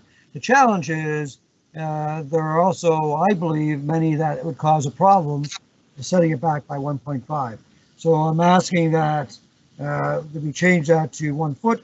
The other, I understand and I agree with the staff, the concern about from a safety perspective. That has to be top priority, but as Chris alluded to, there are other rules that exist that may address that if a sign was near an entranceway and there was a sightline problem, there may be other rules that would help. So I'm asking that the amendment may be that it's 0.3 meters from the back of the sidewalk. Okay, so colleagues, we'll be dealing with these one by one. So on this one, the two changes are to go from 4 meters to 4.5 meters and to go from 1.5 meters to 0.3 meters. Yeah. Councillor Mason. Thank you, Mr. Mayor. I've tried to stay on the sidelines to this one, but given that we just had 39 centimeters of snow and the problems we're having clearing sidewalks, especially in the more congested areas of the city, I don't think a foot's enough. I don't. I think 1.5 or 1 at the least is enough. I think that the staff's concerns are well founded in the practical stuff we've all been getting emails and phone calls about the last while. So, you know, if you don't have the room to have the snow storage to make sure that the city-owned plow isn't going to knock over the sign and cause further damage, then you don't have room for a sign. So I can't support an amendment to make it 0.3. And this is why I wish we were asking for a supplementary report or something for further amendments later, because I feel like we're kind of getting into a game show style, you know, survey says, will they take 1 meter? And I hate that, right? Like, I don't feel like this is good policy generation, the way this is going to go down. So, you know, I'm not sure exactly how we change an amendment at this point. I think we would have to defeat it and then put another one forward, or it would have to be withdrawn. But I mean, just, you know, go for a walk around your neighborhood on a break and tell me what you think about 1 foot from the sidewalk. Thank you, Mr. Mayor. Thank you. Councillor Cleary. Thank you, Mr. Mayor. And so Councillor Mason brought up one point in terms of snow storage, but Mr. Davis talked about the sight line, and I think the sight line is important both from an automotive point of view and a pedestrian point of view. If you have a sidewalk, then there's a good chance someone's walking on that sidewalk.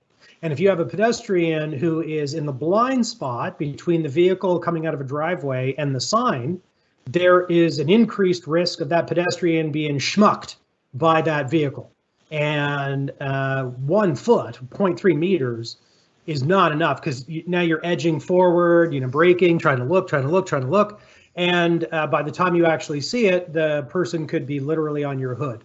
And so I really do think, and I'm not sure if 1.5 meters is, and that's why my question to Mr. Davis was around where'd that number come from. And I appreciate that there's a bunch of stuff we see in the right of way.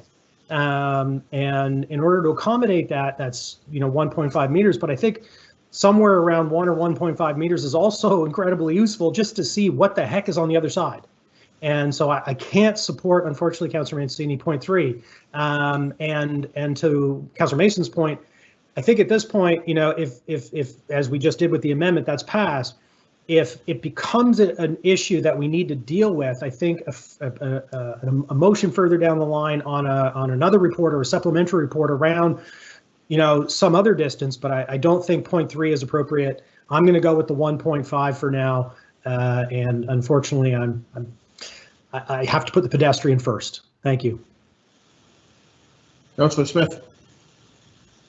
Both Councillor Mason and Cleary hit my points. I don't know what schmuck means, so maybe you can define that in the chat. That's the one thing that I'm most confused on now. And I think that what Councillor Mancini is doing is important for the businesses, and I commend you on that. This is just the only one that I had concerns with was the sidewalk, because just the clarification from staff, so this is my only question. So when you say sidewalk, are we saying starting from the curb, where the curb ends to the property, or are we speaking from the curb, the sidewalk, and then where the property starts, that's where the sidewalk starts? So, and I think you had it on the photo that you put up earlier, and I can't remember, but when we say sidewalk 1.5, where does that start from again? Through you, Mr. Mayor, to the councillor. It is from the back of the sidewalk, measuring 1.5 meters back. If it's useful, it would be slides number 7 and 8 from the presentation, if the visual aid is required. But yeah, it's measuring from the back side of the sidewalk toward the property line, toward the business. Right. In last question, in what cases do we permit signs on our right of way? Is it just the sandwich boards? Is that the only one in I guess the box as well? Through you, Mr. Mayor, to the councillor, with respect to the temporary signs bylaw as it exists today, yes, we have sandwich board signs. We have also election signs, posters. Right. Those are all handled by the temporary signs bylaw and are all permitted. The sandwich board signs require an individual license to be purchased annually for you to be able to put your sandwich board sign out. Again, we need to review those to make sure they're positioned in an appropriate place within that very congested space between the building face and the curb, or whatever the cross section actually looks like. But the other ones that I referenced, the election signs and the posters, don't require licenses, but those are all handled by the same bylaw. Right. Great. Thank you. I'm good. Thank you. Let's just take a second and let's make sure that we all know what we're doing here. So John, I look to you. We are in essence taking these series of amendments of Councillor Mancini and dealing with them as we would any split motion, correct? And we're going to vote on these individually. Correct. Okay. We've got one moved for the first one, and it's in the meeting chat, Mayor, and we'll deal with that, and then we can deal with any other amendments and any other members of council if they have amendments they wish to propose. I don't know that we had a seconder on that. I was just going to pipe up. We did not get a seconder for this motion. Councillor Russell, I will second that.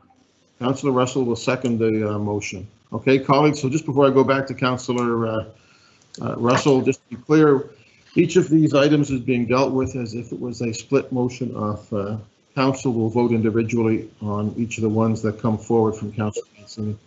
Councillor Russell. Mr. Mayor, may I chime in here? I'm having IT problems and I have to log out and come back in. I just don't want to miss the opportunity to vote. So just making sure you're aware of it. Once we. Okay, we'll do what we can do. Councillor Russell. Thank you very much. We have on Glendale Drive and on a number of other places a bus shelter. So this is set back from the road by the distance of the sidewalk, and then we have the bus shelter immediately there. This bus shelter has an opaque wall that we could consider to be the same type of visual obstruction as the signs, the same type of obstruction that we've seen with the snow clearing that Councillor Cleary talked about. Since we don't require them to be 1.5 meters back, we are already effectively endorsing the signs or something that is a visual obstruction and a snow obstruction and everything else to be immediately on the other side of the sidewalk in various places around HRM. I'm going to be supporting this amendment. Thank you very much. Thank you, Councillor Austin. Thank you, Mr. Mayor, and you know, I'm kind of torn on this. I agree with the thrust of what Councillor Mancini is trying to do, but you know, the number just kind of, I don't know, it feels kind of plucked out of the air. To Councillor Mason's point, I'm wondering if I kind of feel like maybe we should have a supplemental report on this. Like, I mean, why does this have to be an all or nothing? Why can't we have a provision in the bylaw that says you must set back, you know, 1.5. However, if 1.5 isn't available, you can come closer under, you know, X conditions, and that maybe that's something that actually isn't by right, that you actually then have to run it by HRM. Right, I know we're trying to take some of that load off of coming to the municipality, but for those situations where you have to come closer to the sidewalk to potentially fit a sign in, is that something we could actually look at of saying, well, in those situations where there is the potential for danger in terms of obstructing pedestrians, challenges maybe with snow removal, maybe we actually need more of the regulatory eye on that in terms of a staff thing. And I'm just wondering about that. I'm wondering if staff considered anything like that when they were looking at distance. Well, we can ask staff. Through you, Mr. Mayor, to the councillor, we were looking at all of the amendments that were being proposed together, and I think it's important, you know, to consider this when we talk about the setbacks that we're proposing. We were looking at that, you know, concurrently with the idea of providing this annual business license. So. To exactly as you framed it up in your question, you know, I mean, I think if we were looking at 1.5 meters as a setback, we were designing that really to accommodate all of those different cross sections out there, and to not have to have that that staff intervention on each one of these. Looking at the possibility, if council wishes, to have the setbacks as staff proposed, and then less by you know, a separate individual application or whatever the case may be, that is something we could you know, discuss further and probably bring back after some study. The other thing that we could do is you know, if the council wishes to reduce that setback, you know, we may want to recommend some distance from driveway openings and distance from other infrastructure. It could, in theory, become a little bit more difficult to read and a little bit less clear. Providing that one set of measurements, you know, 4.1 0 from the face of curb and 6.5 from edge of asphalt, or 1.5 from ditch or sidewalk, was meant to keep things very concise and very easy to understand and implement in the field. You know, if we wanted to say less setback from sidewalk, provided you also stay certain distance from driveway, certain distance from fire hydrant, certain distance from bus shelter, pole, what have you, it could get quite cumbersome listing all those exceptions. Again, it really does depend on what council wishes us to look into if we wanted to talk about options for reducing that. Okay, so I think where I'm at on this is I don't think I can just choose a number that is kind of plucked from the air. So I think where I'm at is I would support a supplemental staff report request to get some more info as to how we could look at this as a way to reduce that, but I don't think I can support just doing that reduction just right here, right now with what's in front. So I think that's where I am. I'll leave it for Councillor Mancini. Thank you. Okay, so that motion is on the floor of Councillor Mancini, seconded by Councillor Russell. I'm not seeing any move from the mover or the seconder. There's no other speaker. Councillor Mancini? Sorry, you're asking, Mr. Mayor, if I would entertain a supplementary report as suggested. Is that what you asked? Sorry.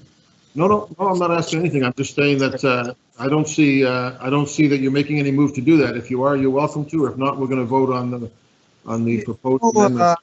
Mr. Mayor, again, I'm trying to put this whole thing to bed, but at the same time, we have a number of variables that's been addressed here today by both staff and colleagues. And point 3 was not pulled out of the hat, Councillor Austin. It was conferred with the sign industry, and I asked what is the acceptable amount, and that's where I brought forward that number. So it wasn't just a number I came up with. That's how I brought that number forward. But you know what? On this item, I think a supplementary report. I'd be fine with that, Mr. Mayor. I think that'd be the right thing to do. You're trying to get this right. I hate having to continue to drag this out, but I want to get it right for all parties involved, for the municipality, for our residents, and our small business people. So that's, I don't know, maybe the solicitor has to help us on some wording on the supplementary report that Councillor Austin just suggested. So what you're suggesting is you're open to withdrawing this amendment and proposing a supplemental report on this item, 1.3 meters back. Councillor Russell, who seconded it, had his thumbs up in a I am comfortable with that. Derogatory way. So, Mr. Clerk, what do we need to do here? So we could do one of two things. We can move on to the next item of business, and I will provide a motion to Councillor Mancini to make later on in the meeting, so we don't slow things down, or we could try to come up with one on the fly. I like the first one, Mr. Mayor. Why don't you work on that a little bit, Ian, and we'll go to the rest of these, and then we'll either come back to you just before or just after the break, depending on how the rest of the debate goes. We'll have that sent out by then. Thank you. Thank you. Right. Councillor, so we're going to put that one in abeyance and come back to that in a short time. Councillor Mancini, did you have another one you wanted to put forward? I do, Mr. Mayor, and thank you, colleagues, for that discussion. Great discussion. The next one is item number from table 1, attachment A, item C, which is the box signs that we had lots of discussion on. And so the positioning on the box sign from the industry and from the industry's customers is to leave the box signs really as is being treated now. And the points that I heard from staff, they're not easily moved, so that means they're not mobile. Well, because something's not easily moved does not make it not mobile. As Councillor Kent alluded to, I think back in 2006, it was the direction of council to go to the industry and say, look, we're trying to get rid of the not so attractive mobile signs with the thin legs and the frames, and can you come up with something that's different? They brought forward this planter box type style. So they invested in that and they went out and did that. So the appearance is better. The suggestion of staff, well, they could always apply for that to be a permanent sign. There are many of our properties, or many of the properties around that's allowed, a second permanent sign. There are many properties that are not allowed. But once again, as I stated earlier, many of these businesses don't own the property they're leasing from that property or renting from that property. They may not be even if they're allowed a second permanent sign, that business owner may not allow them to do so. So then what we're back to the traditional mobile sign, which many of us have we have our opinions on the appearance of it. So it's more feasible it's more flexible with the mobile signs and to be treated like that. So I'm asking that the box signs be left alone as is and considered to be a mobile sign. Thank you. Thank you. So the amendment is to continue to treat the box signs as mobile signs. Councillor Austin? I think there was a second there by Councillor Kent, Mr. Mayor. And by Councillor Kent. Thank you. Councillor Austin? You're on mute, Sam. Okay, try that again. Just a question on how C and D of this would interact. So if we leave the box signs as mobile signs, but council were to say to stick with the staff suggested 90 consecutive days, do we create a situation where we're then saying that box signs have to be taken down? Ms. Hayes? Through you, Mr. Mayor, to the councillor, that's correct. So they would have to come down for at least 30 days to be considered as the same. So maybe just as a suggestion, colleagues, maybe we could put this one to one side and deal with the time period one there, because that would be a horrible consequence to unleash on ourselves.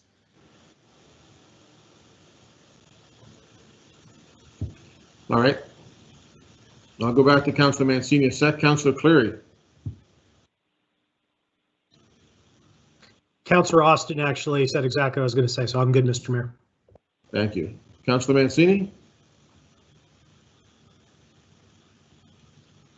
So the suggestion, if I understand Councillor Austin, is similar as what we just did. Let's do D first. Oh, let's do D first. Oh, I see. Yeah, okay. I'm fine with that, Mr. Mayor. Okay. We're storming through these. We're just not getting anywhere. Councillor Mancini. All right, Mr. Mayor, thank you very much. So now we're dealing with D, which is I'll read what's in place now, is that a license period for mobile signs, inflatables of not more than 90 consecutive days. The sign shall be removed after expiry or cancellation for a period of at least 30 days. So the challenge with this is for a lot of the seasonal businesses that exist out there, 90 days is having it up for 90 days and then having to take it down for 30 days, they miss a peak part of their season. A good example would be some of the garden store businesses that we see along in where the mayor and I live. There's Malibu Gardens is down the street on Waverly Road. They start their season in April, and then once it gets to the fall, the garden part of their business is done. And then they move on to selling pumpkins for Halloween. And then when the pumpkin season is over, they move to sell for Christmas trees, and then they shut down for the winter and they start all over again in April. That by making them take down the sign, the inflatable, the mobile sign, they may be missing part of that season. So that's concern. So the request there is to, right now they can renew it monthly or yearly. For that sign. Councillor Smith, on a point of order? Yeah, I just might be confused.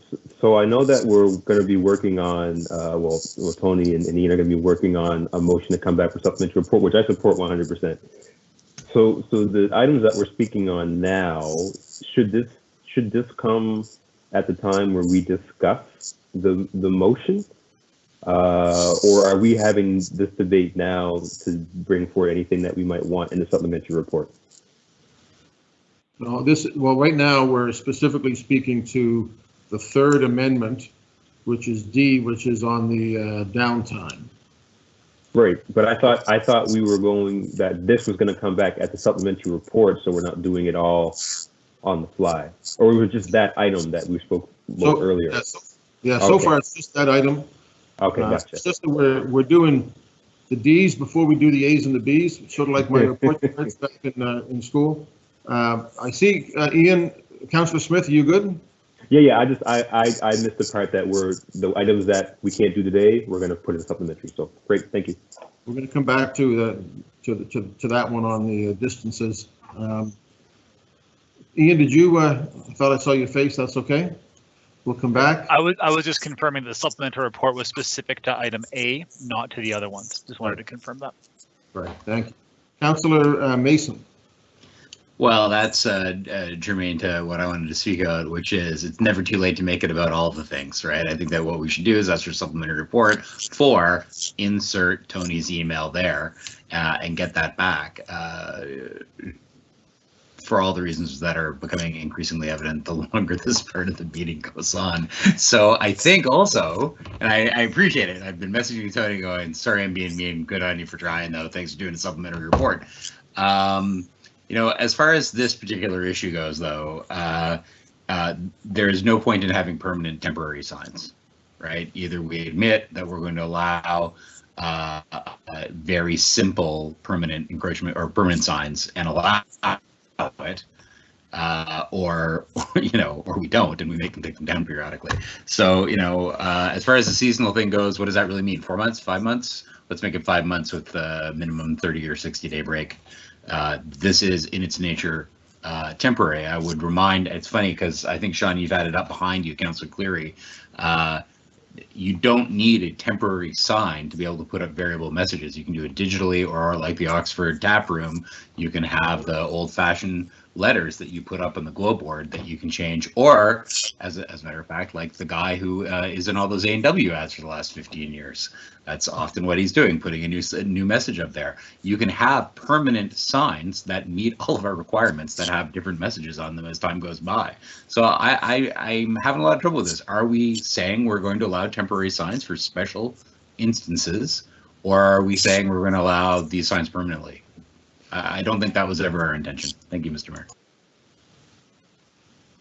Okay, I still have a list to follow. I see Councillor Mancini wants to speak, but if I may, Mr. Mayor, I think it might help to clarify things in the direction we're going.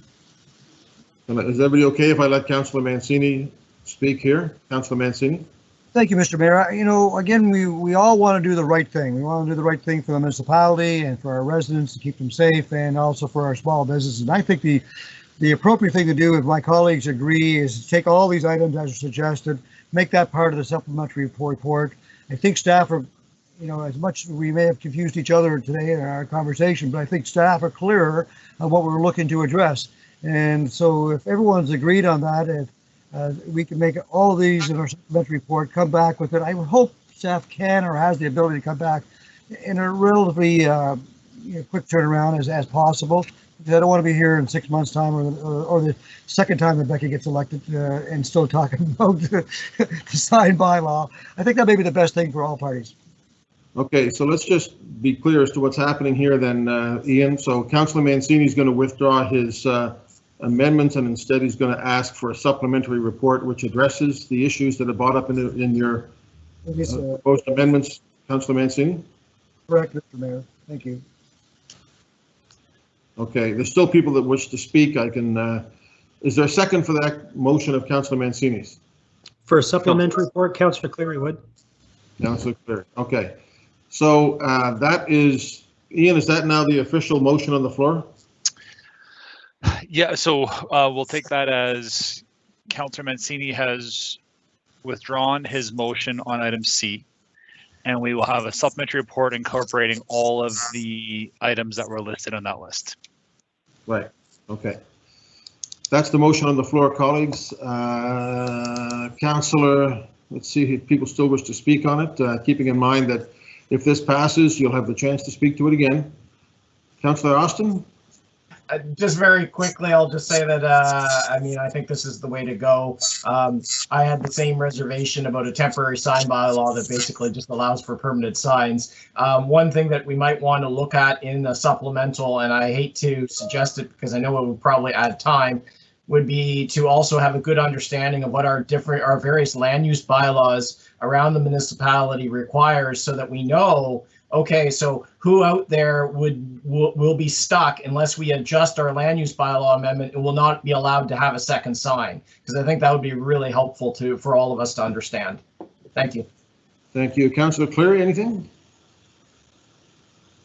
Well, so I guess first, just a point of clarification on moving forward with the supplementary report, because this was a supplementary report that just came to us. And so essentially what we're doing now is we're deferring these potential amendments until we get this new supplementary report back on these new ones. So all of the things we just voted on half an hour, an hour ago will not come into force until we get that supplementary report. I'm looking at our solicitor. Can you confirm that for me, Mr. Traves? Welcome back, John, but that would be the case, I assume. We have an amended main motion on the floor. We have some amendments which have now been withdrawn in favor of a supplemental report. So yes, the appropriate motion would be to defer a decision on the matter pending receipt of the second supplemental report. Okay, so thank you. I just wanted to make sure that what we had just passed then wasn't coming into force at some point in the very near future, and then we would have to change that new bylaw.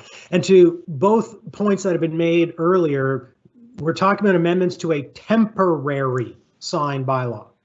And so the important thing for staff is, in the advice they bring back to us, is unless we're changing this to a permanent sign bylaw, we still have to consider, yes, seasonality and multi-seasonality, but what is temporary and what is permanent. And so I'm supporting Councillor Mancini's motion for supplementary report on the items that he's mentioned, but with the caveat that, we're still talking about a temporary sign bylaw. Thank you, Mr. Mayor.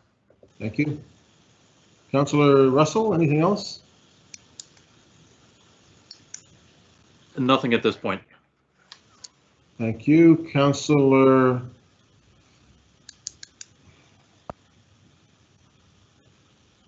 Cuttle, yes or no? I think I want to talk to the motion for the supplementary report, which is what we're about to do. Is that correct? Yes. Yeah. Thank you.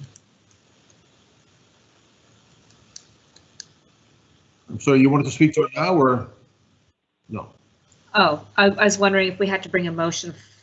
Sorry, I'm confused as to what's on the table right now. There's a lot of moving parts. The request for a supplementary report is on the floor now. Okay, so then, okay, great. Thank you. Thank you for clarifying. So this goes back to Councillor Cleary.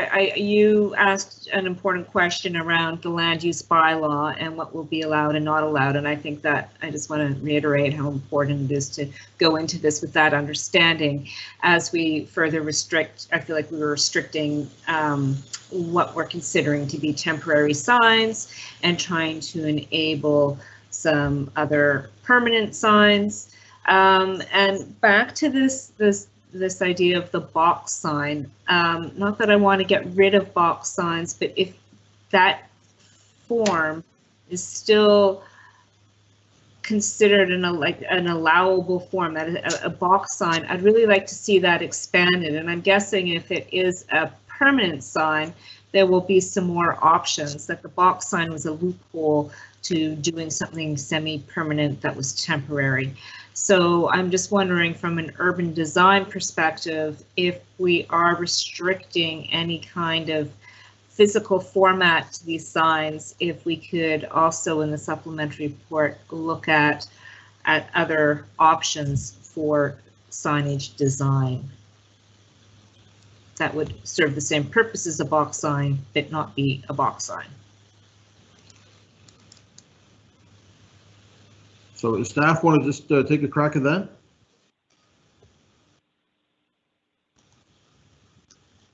Through you, Mr. Mayor, to the councillor, we can definitely take a look at that and keep that in while we're doing our research going forward for the supplementary report. That's not a problem. Chris, if you had anything to add, please go, feel free. Oh, okay, cool. Okay, Councillor Cuttle, you're good? Thank you. Thank you, Mr. Mayor. Thank you. Councillor Kent on the supplemental report. Thank you. Yes, Mr. Mayor. I just want to reiterate that the concerns that were raised I certainly know they were sent to me, and I know Councillor Mancini, which preempted some of the considerations that were put forward today, was from members of the industry and constituents of District 3. So I just want to confirm that staff were in receipt of some of those considerations, and I think that would be helpful to have them be part of the report that they would re-engage to make sure they have a clear understanding of the impact. The second part that I would like to make sure, just so I understand, that first motion that I voted against, then I changed my mind, thinking, knowing Tony was coming forward with some other things. That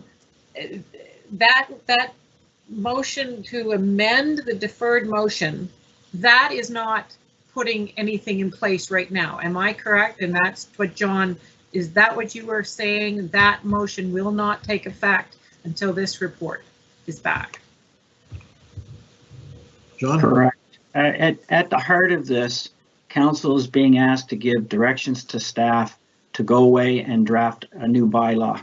And okay. So this matter, if it's deferred pending another supplemental report, will simply mean that staff will not do much more, if anything, on drafting the new bylaw until we get clarity around what the instructions are from council. Terrific. Okay, so yeah, I'm good with that. That's great. I appreciate that clarity. And yeah, again, I would like to see the staff report include community engagement limited. I mean, and based on the issues that were brought forward to us most recently, we can't have it go on forever. We want to get this resolved. Thank you. Correct. Okay. Yep. Well, this all started before I got to council. We're hoping to get it done before I leave or pass away. So, colleagues, I think we're at a place where we're going to vote on the request of Councillor Mancini, seconded by, I think, Councillor Cleary, for a supplemental report. Are we ready for the question? John, you're appearing. Is there? Mr. Mayor, I suggest that the full motion would be to defer the matter pending receipt of a supplemental report dealing with the items raised by Councillor Mancini and through the debate. Okay. Councillor Mancini is nodding. Councillor Cleary is nodding. Everybody clear on that motion as elucidated by our distinguished and effective legal counsel, putting words in the mouth of Councillor Mancini, not an easy thing to do. Okay, colleagues, are we ready for the, is everybody, I want to make sure everybody's clear. We're voting on deferring until a supplemental report comes back. Ready for the question, Ian? Beginning with District 3, Councillor Kent. In favor. 4, Councillor Purdy. In favor. 5, Councillor Austin. In favor. District 6, Councillor Mancini. In favor of the motion. 7, Councillor Mason. Well, I'm not sure if we've had enough debate. Yes. 8, Councillor Smith. 4. 9, Councillor Cleary. Yes. 10, Councillor Morse. In favor. District 11, Councillor Cuddle. In favor. 12, Councillor Stoddard. In favor of the motion. 13, Councillor Lovelace. In favor. 14, Councillor Blackburn. Voting yes on the motion. District 15, Councillor Russell. In favor? 16, Deputy Mayor Outhitt. Yes. Mayor Savage. In favor of the motion. So that passed. You forgot Councillors 1 and 2.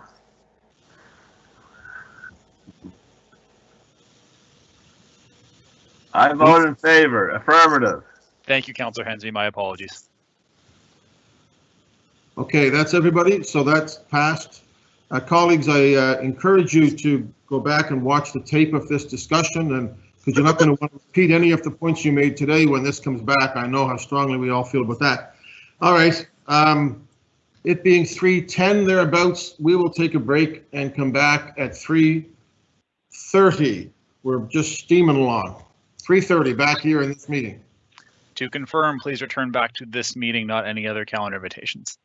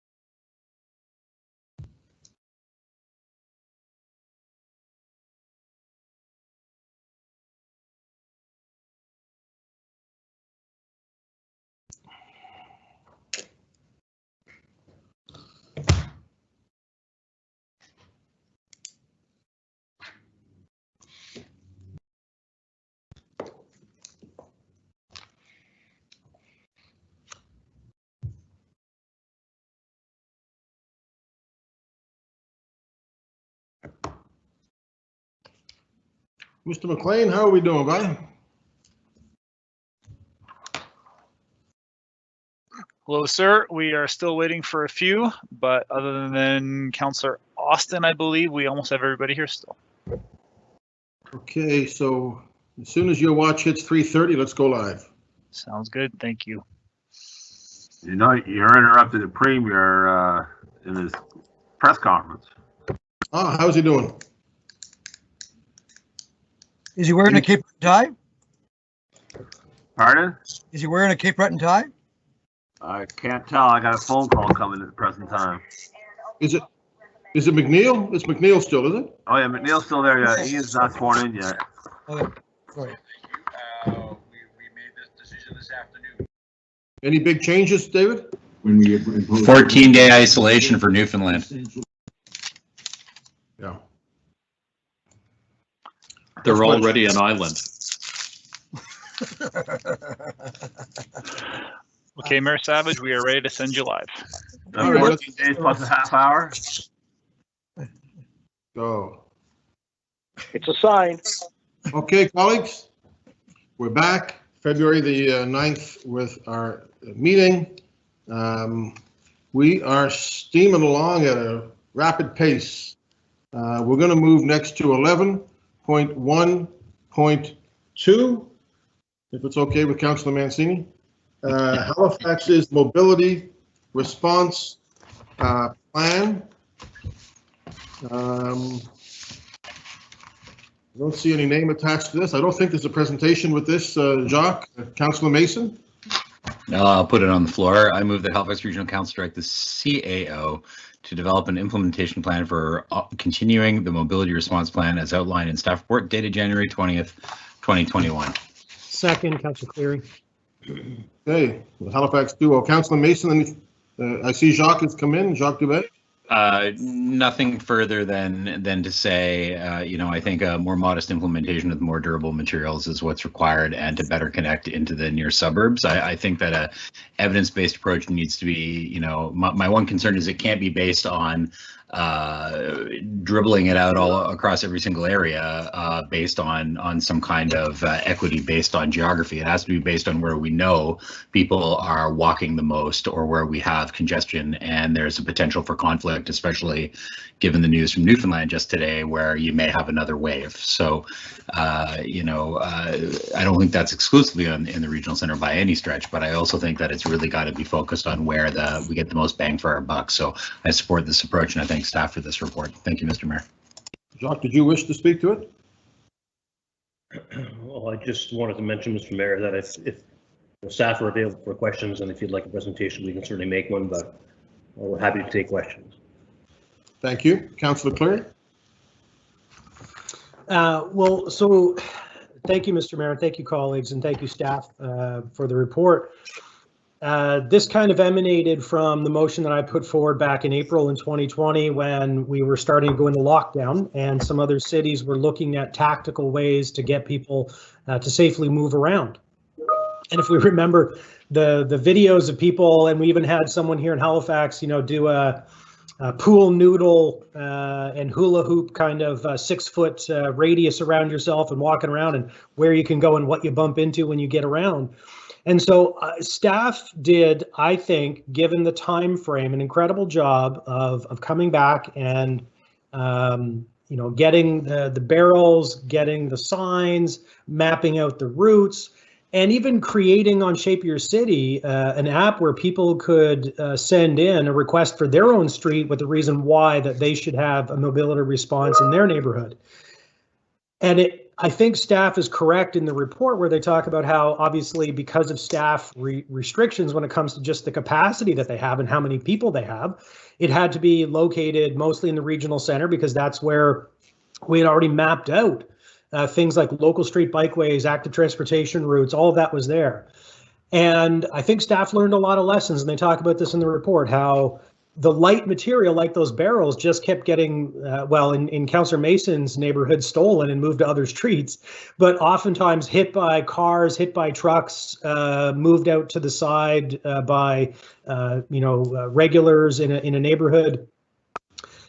the materials that staff is recommending in terms of precast curbs, bollards, jersey barriers, I think is a fantastic way to go. And also, as Councillor Mason mentioned, their emphasis of moving out into the suburbs and making sure we have those corridors that come down. And so that, I think, is a big lesson that was learned and something I'm glad staff are doing. I do have a question, though. So all the kudos I'm giving is warranted, but I do have a question to our staff working on this. Today is an important day. Not only is it the anniversary of the publication of Adam Smith's An Inquiry into the Reasons of the Wealth of Nations, published in March 9th, 1776. Today is also the opening day for applications to the federal, what is it called? The Healthy Communities Initiative. And it's the program, if you remember, Andy Fillmore announced it up in the Hydrostone many months ago. And so because there's a cost associated with this in terms of additional staff and planning and development and transportation, public works, and materials into the several hundreds of thousands of dollars. Will we be applying to the Healthy Communities Initiative Fund? I know it's a small pot, it's only $31 million for all of Canada, but will we be applying for any monies with this initiative, because it clearly falls into the mobility response for active transportation in the criteria. And of course, as a municipality, a local government, we are an eligible organization to apply for the fund. So is that something that's on staff's radar? So we have, I see Tanya Davis and Eliza Jackson. Who wants that one?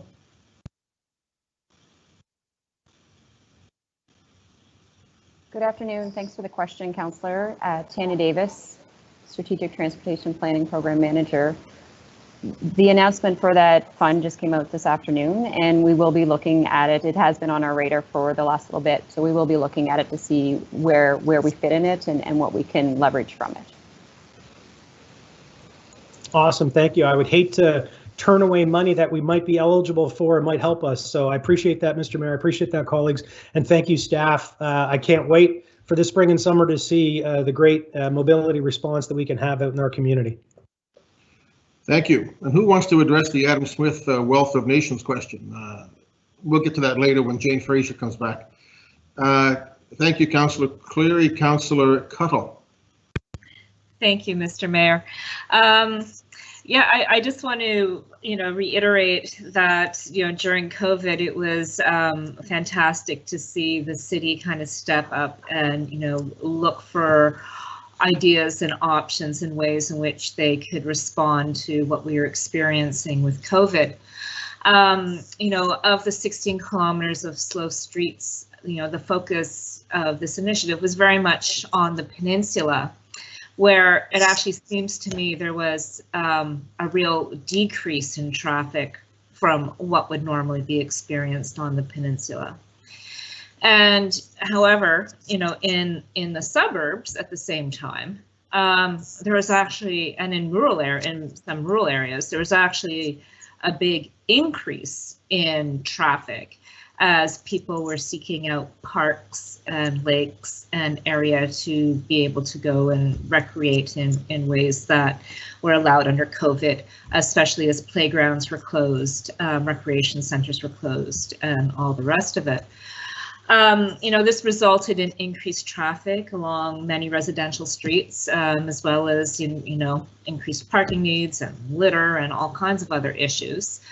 And this was also happening in communities where at the same time we saw kids playing outside, often in their streets, as that was where they were able to, where they were permitted to be. So while I understand that, the prime directive of this is to support active transit within the city, a large part of this program was also,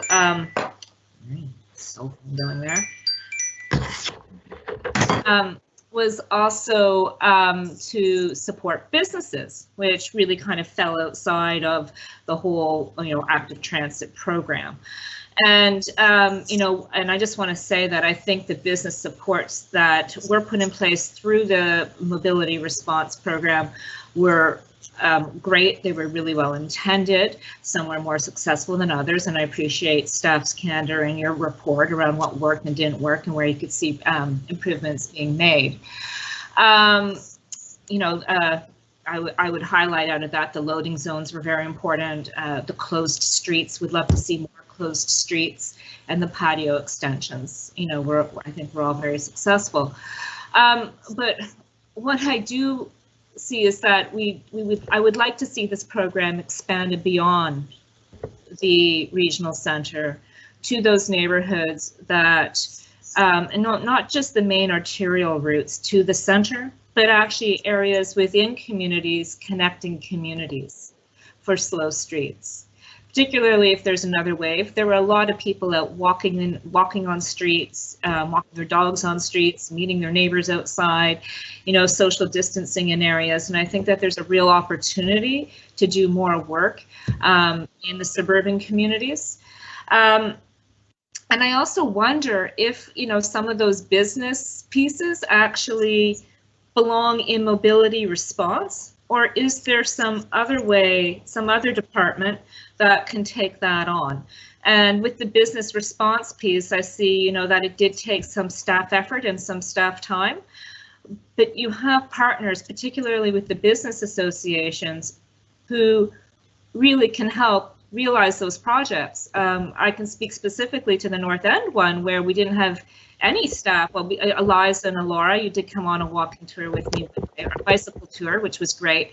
But the business association took all the costs, all the work, all the labor was actually done by the business association, not by the mobility response team. So even in applying for those grants, you know, I would really say, where can we partner with community organizations to leverage that funding and make these projects happen as a way of not only relieving the pressure on your staff and your finances, but engaging community in these projects that we would like to see more going forward. So my questions, you know, some of my questions here are around, in the report you talk about public expectation, and I'm wondering if you can expand on what those public expectations are in a bit more detail. Also, you know, what criteria are you using to evaluate future projects and where the need is? You know, did the survey include suggestions for streets off the peninsula? And if so, I'm wondering if any particular areas have already been identified through the work you've done to date. And finally, can we add slow neighborhoods to the program to create safer streets in areas where traffic has increased, as well as pedestrian and active transit in those street areas? So, you know, where you have the business support, I'm wondering if we can look at adding slow neighborhoods in there. Okay, there's a lot to unpack there. Who wants to go first? No, sorry. Tanya or Liza, who wants that? I can take the question. So, Mr. Mayor, through you to the councillor, it's Eliza Jackson, TDM coordinator with Strategic Transportation Planning. I can speak, I think, to first to some of the criteria that Councillor Tuttle has asked about in terms of where we're looking at locating these projects. So we're still kind of in the early days, and we're still just trying to kind of get direction on you know, what we're doing for this year. So we haven't really determined, you know, where we might be looking at, you know, putting slow street projects for this year. But some of the criteria that we will be looking at are things like, where are people more reliant on active transportation? Where do we have sort of lack of access to green space and public space? And where we may have not, where do people have access to some of those mobility options? So what neighborhoods or communities do we maybe not have the infrastructure that kind of supports some of those mobility options and active transportation? So I think those are high level, some of the criteria or some of the factors that we're looking at as we go into the process of selecting slow street corridors for this year. As part of the engagement, for the first round of engagement for the mobility response plan, we had we did the kind of Shape Your City map, where we asked people to make suggestions for where some of these things could go in the very early days of the response. And so it was very open-ended. And so we had suggestions come in from across the municipality, not just in the regional center, but also outside of the regional center, and where some of these connections could be made within communities in our more suburban communities. So we have all of that feedback still, and we can also look at that when we're thinking about the slow street corridors for this year. We can kind of take that into account. Our focus was really on the regional center this year, or in 2020, largely because of some of the direction that we got from council around tactical installation of some of the IMP corridors. As well, that's kind of where a lot of our maintenance and monitoring staff kind of had the experience supporting those kinds of projects. But we are going to look at what are some of the opportunities outside of the regional center, and can our team support some of this temporary infrastructure out there, because we haven't really done it before. So I think it's a really great opportunity for us to test it and hopefully learn so we can expand on that. Okay. Anything else, Eliza or Tanya? I think that's all I had. I don't know if I answered all of the councillors' questions, but okay. Yeah. Thank you, Councillor Hensley. Thank you very much, Mr. Mayor. It would have been nice to have a presentation with this report. There's an opportunity for public education in regards to how well we responded with the COVID and trying to have more open space available on our streets and roadways. I think that there should have been perhaps we can put something together to put on our website in regards to showing the results of this project so far. And I also want to acknowledge and give my thanks and appreciation to our CIO, Jacques Dubé, and Paul Lafresh, the Deputy Minister of Transportation and Infrastructure Renewal, and the Minister, Lloyd Hines, for the cost-shared paving of the paved shoulder Mineville Road. It was an immediate success. As soon as it was done, people were out walking, enjoying it. It's a very busy rural road that has a lot of opportunity for connecting the community to its playgrounds, its mailbox, and other services. So active transportation on paved shoulders works in rural communities, and we need to do more of that. And hopefully these kind of plans will address those things about that. Thank you. Thank you. Councillor Kent.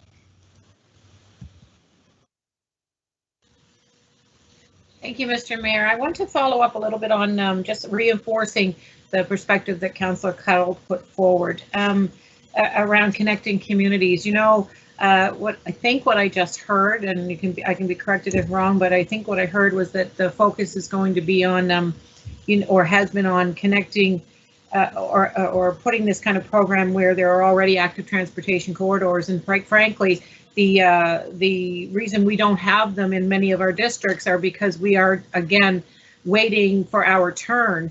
And the regional center has had the benefit of a lot of those active transportation corridors already focused on for a number of years. Now to have this secondary focus on top of that, again, the outlying districts are waiting. So I think that the concept of connecting communities should be the priority in a second wave. You know, we do have locations and places within our communities, within our districts, where people are going to naturally congregate. We've asked them to utilize their own backyards with their own space within their communities, yet we have trailheads and we have bike lanes that are all disconnected, and there's not a complete corridor anywhere within them. So this, to me, would make sense that we use this tool as a way to link them in the interim until there is a more connected active transportation corridor. Anything that says slow streets, I'm all in, I'm all for, and anything we can do to help support that, because I've said on a number of occasions that, you know, the streets are not safe, and so much is going on them with risk of particularly of speeding and poor driving behavior, that anything that we can do to make those things happen. I'm a little concerned with some of the terminology in the report around some of what Councillor Hensby noted, which is, you know, utilizing an education piece for the public. When I see things like scant engagement with the public, we can do better than that.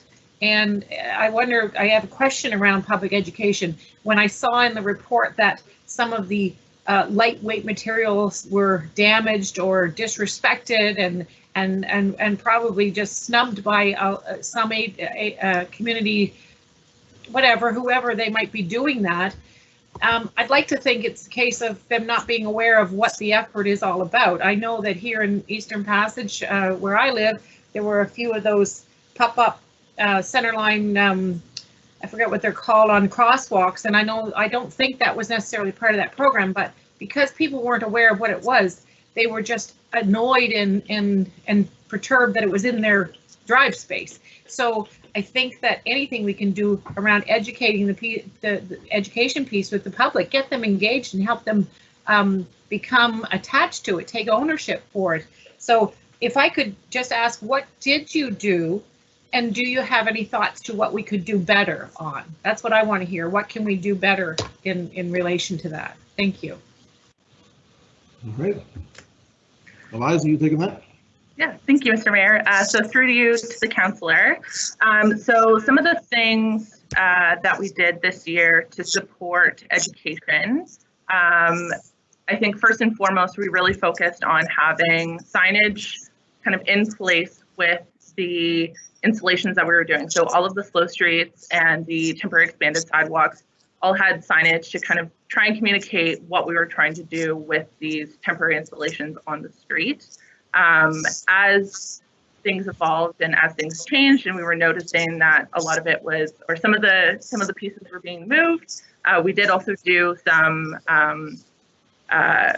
messaging on social media, asking people to kind of move things back if they're seeing things out of place, and to keep an eye on some of these temporary materials if they were in their neighborhood. But kind of with a lot of the restrictions with COVID, we were doing a lot of things virtually, so we had to rely a lot on that social media piece and some of our online communications. So that was a bit of a challenge there. As for this year, I think there is a real opportunity to kind of continue some of that education, especially where we're looking at doing more tactical installations. So these pieces, if we move forward with this, they'll be a lot less easy to move, and that's the hope. But we do need to do that education to let people know what this is and why we're doing it. And luckily we've been doing the tactical urbanism program for a couple of years now, and building up awareness and education around what that is and why we're doing it.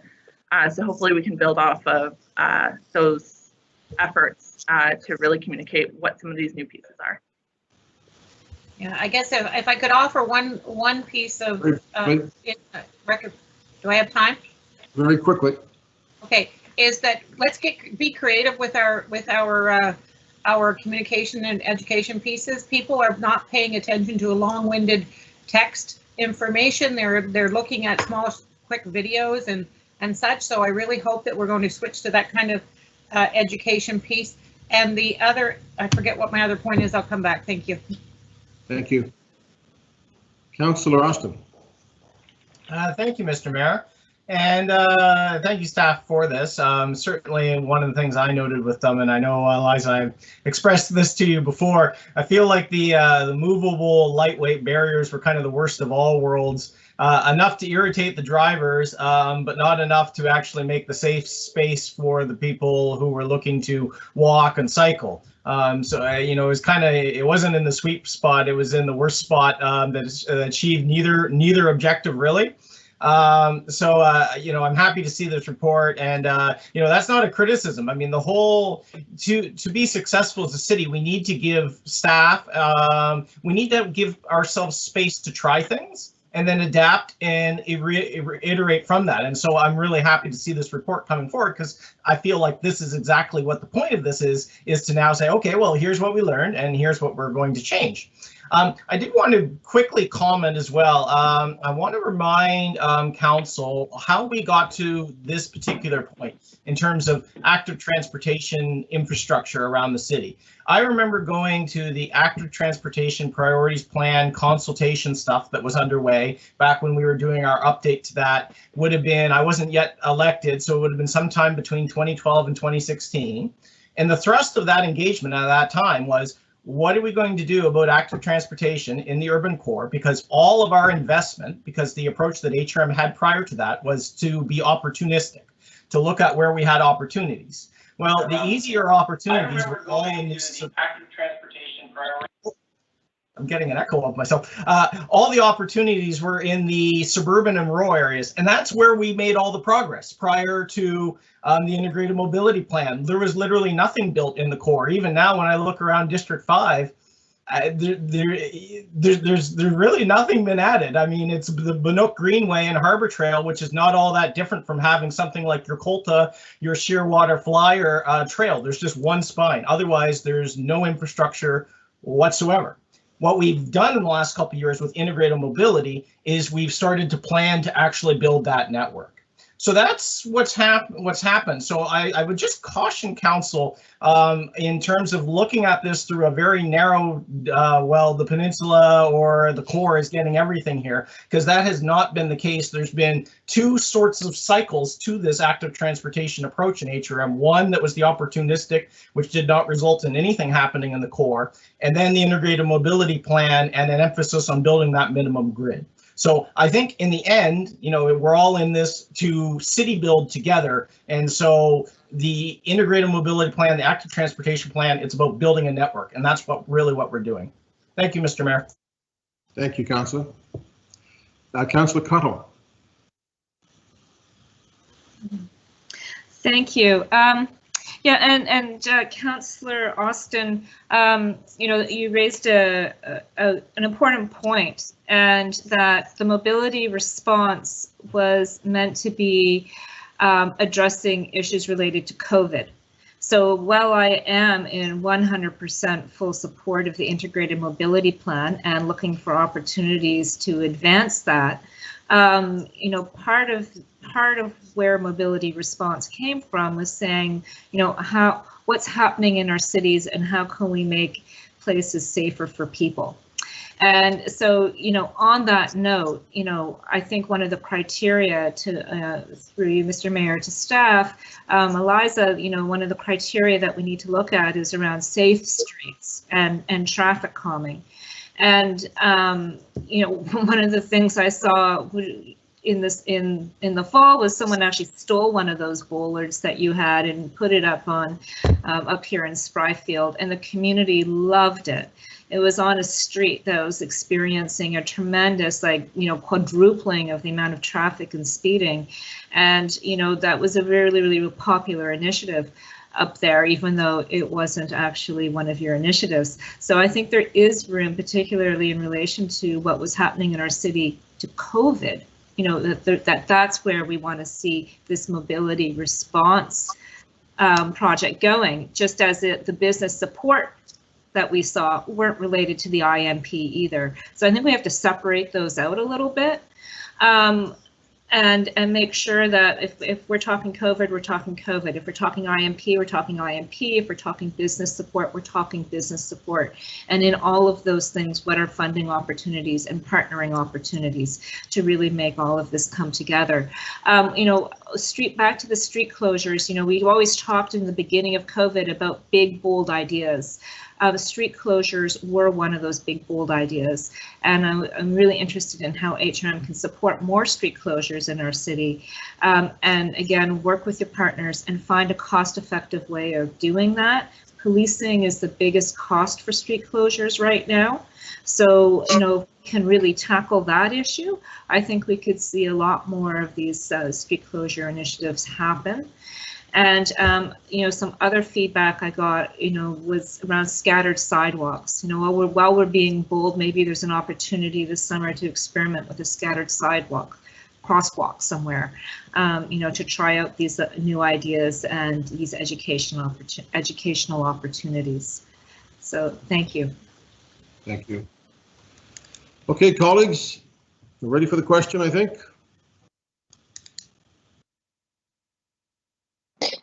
Question. Beginning with District 4, Councillor Purdy. In favor. 5, Councillor Austin. In favor. 6, Councillor Mancini. In favor of the motion. 7, Councillor Mason. For the motion. 8, Councillor Smith. For. District 9, Councillor Cleary. Yes. 10, Councillor Morse. In favor. 11, Councillor Cuddle. For the motion. 12, Councillor Stoddard. In favor of the motion?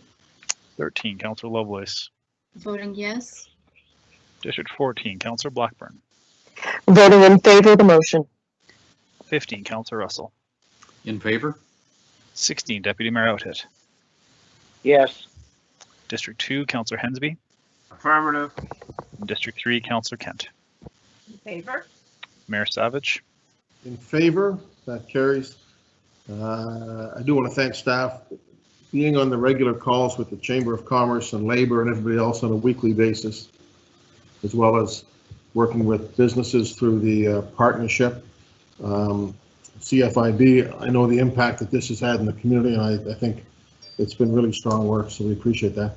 The next item has passed on consent, which is tax relief to not-for-profit organizations, registered municipal heritage property. 1114, ratification of councillor nominations from standing committees has passed. 11.2.1, Cathedral Lane sewer separation has passed as well. We will move to 11.3.1 coming from Council. Councillor Lovelace, Blue Mountain Birch Cove Lakes Regional Wilderness Park. Thank you, Mr. Mayor. Well, I recognize that we have had lots of conversations in previous councils over the past, decade or 2 decades on Blue Mountain Birch Cove Lakes. I'm putting this motion forward based on quite a bit of confusion that's in the community. If we look at map 11, we see 2 boundaries, and those 2 boundaries don't necessarily include they don't include the Nova Scotia Nature Trust recent acquisition that Halifax Council supported for the wildlife corridor. And while I'm just addressing the name on map 11, Blue Mountain Birch Cove Lakes Conceptual Park Area is the name of that map. And with the park boundary concept for the wilderness area, as well as the Cox Lake Park Reserve, as well as the core wilderness backcountry. I have to say there's a lot of confusion in the community as to what is the name of this park. And I think having spoken with Denise, I think Denise is on the call here today, there are already 2 staff reports currently underway, which is really important, including the coordinating committee with the province, because of course, much of this land, it's HRM land, but it's also provincial land, as well as privately owned parcels as well. So I'm going to put this motion on the floor, and I look forward to hearing comments from my colleagues on this. And certainly my intent is for us as this new council to affirm our commitment to the overall wilderness area, the wilderness park. So I move that Halifax Regional Council requests a staff report to 1, reaffirm council's commitment to the proposed Blue Mountain Birch Cove Lakes Park. 2, acknowledge the new Nova Scotia Nature Trust Wildlife Connector is now formally part of the conceptual park boundary. And 3, to confirm the actual correct name of the proposed park as Blue Mountain Birch Cove Lakes Regional Wilderness Park. Thank you. I'll second that, Councillor Russell. Seconded by Councillor Russell. Thank you, Councillor Lovelace. Councillor Cleary. Thank you, Mr. Mayor. Thank you, Councillor Lovelace. So this is an easy one for me to support because I think it's virtually identical to the one Councillor Zarowski brought forward last summer, where he asked for a motion looking at the park boundary to confirm that it was actually, and the Nature Trust didn't own that property back then. We were actually just in discussions to give them $750,000 towards the purchase of the property at that point in time. So to acknowledge it is certainly easy because we gave them $750,000. That's a pretty good acknowledgement. I think the name, I haven't seen it any different, but I'm supporting the name that's proposed here in clause 3 of the motion. So yeah, this looks great to me. I wonder if just staff could speak to this, though. And we don't normally do this, and I don't expect them to do it. And you can say no to me, Mr. Mayor. But I'm assuming that this information would then just come back in the report that Councillor Zarowski asked for, rather than create a whole new report. Whether it does or doesn't, I mean, it's a few extra pages, you throw it in. I just hope it all comes back at the same time, because it is really the same thing as we had before. So I don't expect staff, Mr. Mayor, to speak to that, but those are just my thoughts. And I do see the CAO popping up there. So if you did want to, and you as chair let him, any thoughts on that would be great. Well, I appreciate your going through the chair. Not all councillors remember to do that all the time. We did talk about this yesterday. Normally we don't, when we're asking for a staff report, we don't normally bring in staff, but Jacques, if you want to speak to it, you're kind of like staff plus, so you're welcome to. Well, the answer is yes. We're not going to be generating another report for this particular motion. We'll incorporate whatever, all of it into the reports that are already in flight. Thank you, Mr. CEO. Thank you, Mr. Mayor. Thank you, Councillor Mason. Thank you, Mr. Mayor. We'll support the motion knowing that the report is coming. I wanted to flag for especially for the new councillors, but we've had this discussion before around, the concern that needs to be answered for me in the staff report is that the province has declared the second boundary that isn't a park in the regional plan is the wilderness area that was identified by the province and protected in the Wilderness Protection Act, which it's incumbent on the province to protect that land, that it already has statutory protection. So the question is, wilderness areas, my understanding, are not places that you want people to go. Parks are where you want people to go, and even in the park, there's going to be a problem because we don't really want them in the backland. We only want them in the kind of front half of the park, because the whole point of this whole reservation and wilderness area is ecological protection and stability, not to create a Disneyland type atmosphere. And it was noted by one of the other councillors that we've seen the complaints change in the last 2 years to I can't get into the park and there aren't any trailheads and nobody can get into the park, to there's too many people in the park and they're leaving too much garbage. So I am interested to find out, I supported helping the trust buy that land, but my understanding from even talking to some of the activists and some of these environmental groups is the province has an obligation to both protect those lands and start buying lands for the wilderness area. And I don't want this to be yet another thing where HRM is reaching into what should be a provincial responsibility. So I'd like to see that in the report. And then that leads to the name is a park is a park, a wilderness area is a wilderness area. I'm not sure what a wilderness park is. So I think we're going to have that discussion and figure that out too. But I'll support it going ahead for a staff report, and hopefully we can get some clarity for everybody in the community around these things. Thank you, Mr. Mayor. Thank you. Okay. Has there been a small change in the proposal? So the proposed park, is that the change? Yes, so Mr. Mayor, just adding terminology to clarify the fact that it is not currently a park, it is a proposed park, and that the boundary is conceptual. We do know that there are a number of lots that still need to be acquired within that overall conceptual boundary. In addition to that, we also have regional plan review and perhaps an update to map 11. Maybe we'll have map 15. I don't know, but we certainly do need to look at that next iteration. And my hope is, and I'll just put on the table right now that Highway 113 is off the books, as it is not a feasible highway to build up over West Bedford. I'm sure Councillor Outhit would agree with me on that one, and that the province will come to the table through our coordinating committee, which staff will be coming back to us. And I understand from Denise Schofield, we should be looking for that report at council sometime in May. Okay, thank you, Councillor. Colleagues, ready for the question? Question. Beginning with District 6, Councillor Austin. Well, don't be giving him District 6. He couldn't handle District 6. Sorry, District 5, Councillor Austin. My apologies. Well, I accidentally tried to vote for Trish earlier, so we'll just call this even. I'll take on 2 districts. I vote in favor. Now Any snow complaints, call Austin. I'm in favor of the motion.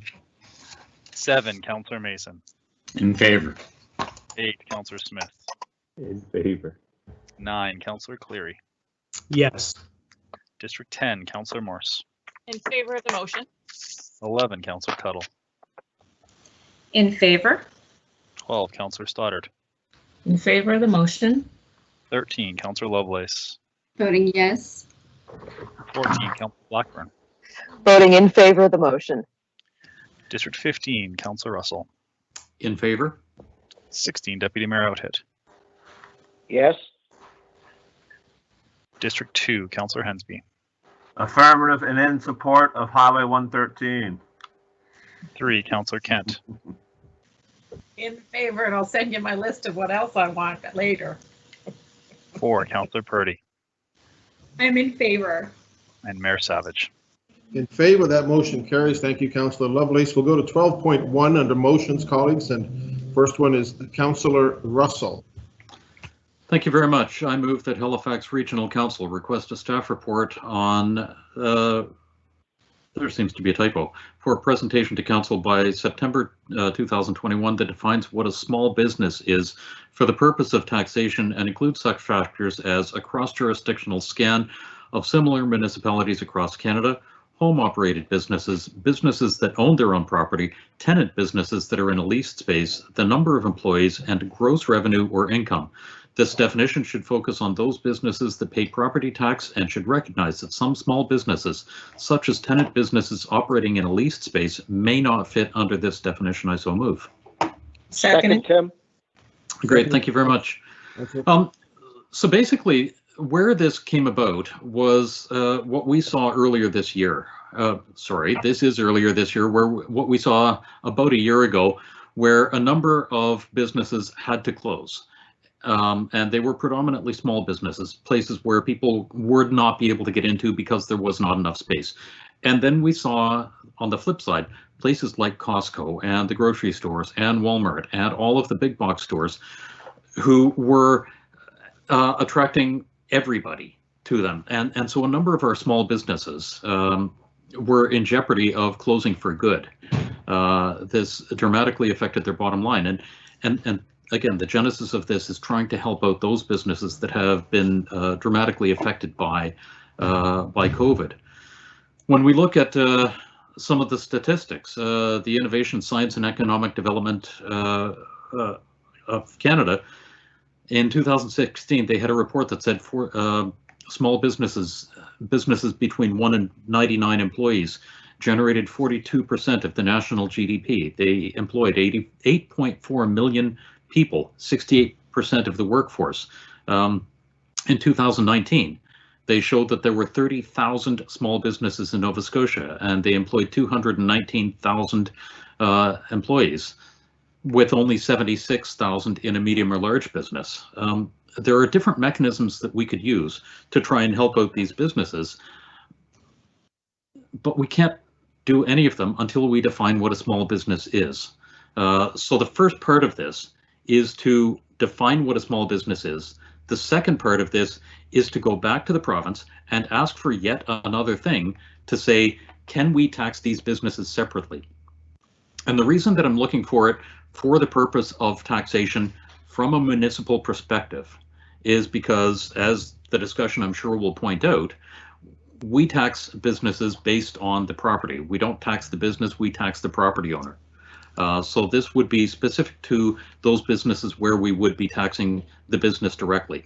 So a tenant business, a place in a food court in a mall, for example, would not be helped by this. And one of the things that we have to recognize with this is that as much as we want to try and help all of the small businesses, there are some that we just won't be able to help. So with this, I'm just trying to come back as a step one to say, what is a small business? Step two, how can we tax them differently, or how can we do something to help them out? And I'll end my introduction there, and let's see where the discussion goes. Thank you. Thank you, Councillor Cleary. Thank you, Your Worship, and I appreciate what Councillor Russell is trying to do.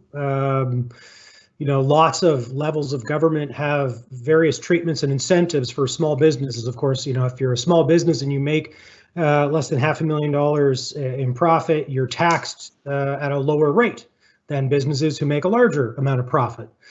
I don't think we don't have to create our own definition of what a small business is. I mean, you could look at, for example, Canada Revenue Agency, and they define it based on income. You can look at Industry Canada, or what's now called Science, Technology, and Innovation Canada. They do it based on number of employees. And so from the point of view of gathering statistical information, it's probably easiest to do it based on number of employees. But the rub still is this, and I'll look to you, Mr. Chair, and I'll look to our solicitor.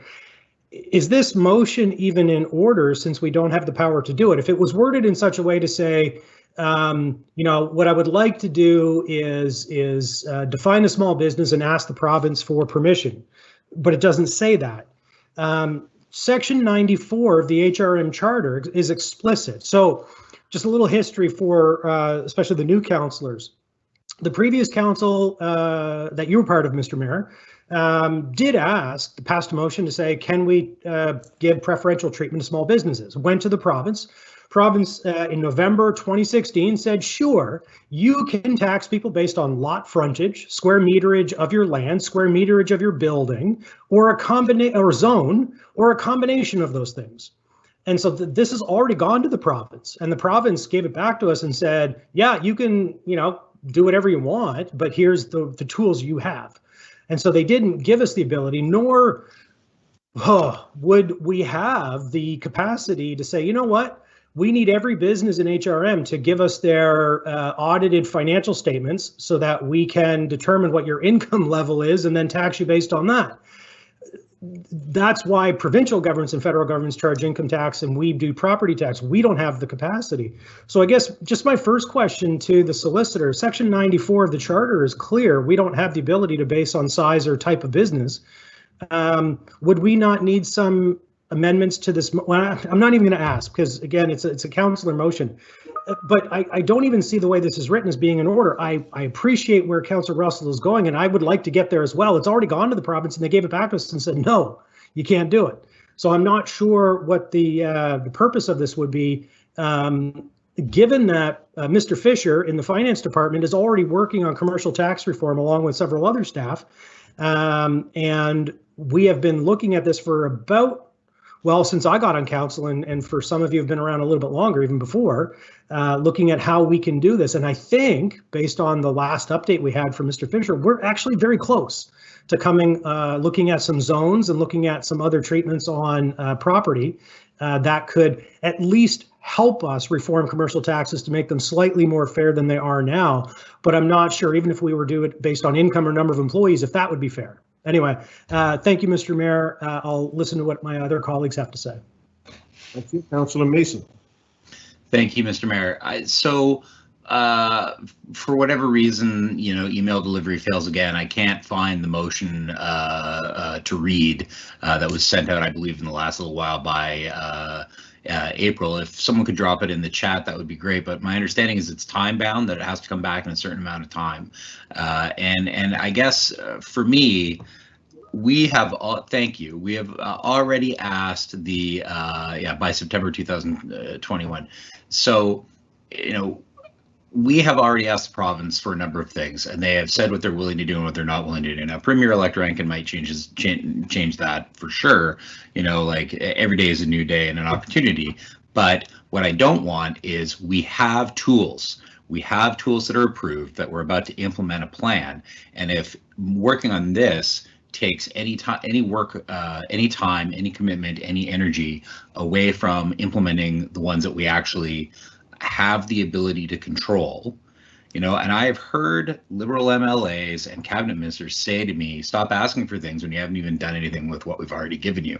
I've had those conversations when I was president of NSFM, so it's a real risk going to them and saying, yeah, but we want more, even though we didn't do it with the last changes.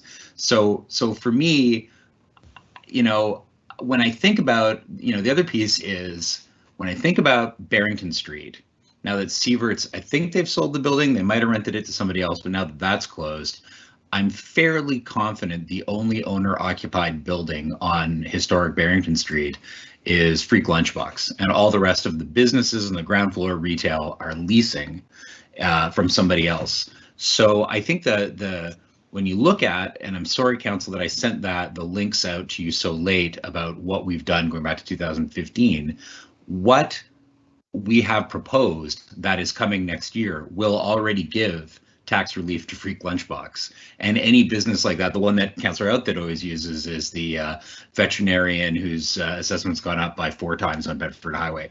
It will give relief to them.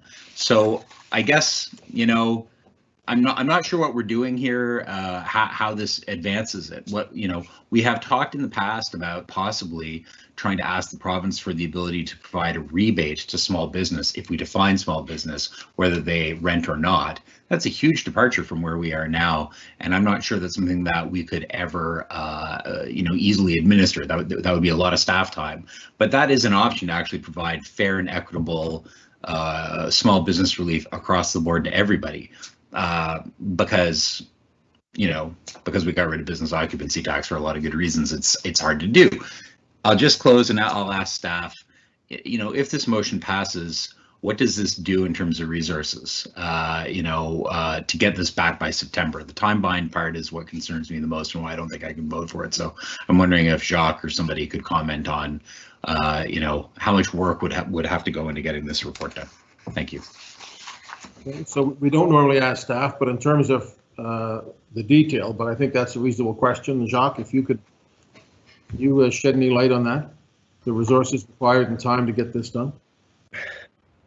Thank you, Mr. Mayor. Through you to the councillor. I can't really comment on the timing because I'd have to have a conversation with Jane and I'd have to have a conversation with Bruce and that team to really nail this down. I mean, we have a report coming forward fairly soon. To the extent to which all of these items could be included in that report is unlikely, but you know, it's not going to slow down what we're already having in flight. This, if it's not dealt with, I'll put it to you this way: if it's not dealt with, the report is imminent. Then, you know, say by May, then it would be after that. It'd be sometime, you know, the latter part of this year probably, right? Because it's there is a number of elements within this motion that we'd have to give serious thought to. So I don't think it'll slow us down, but I can't guarantee when this motion would be fully responded to at the end of the day until I have that conversation.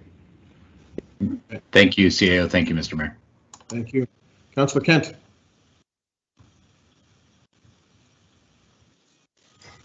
Thank you, Mr. Mayor. I really appreciate the comments and the insight from the councillors who have been on council for a little longer than I have, and can't speak for the other newer councillors.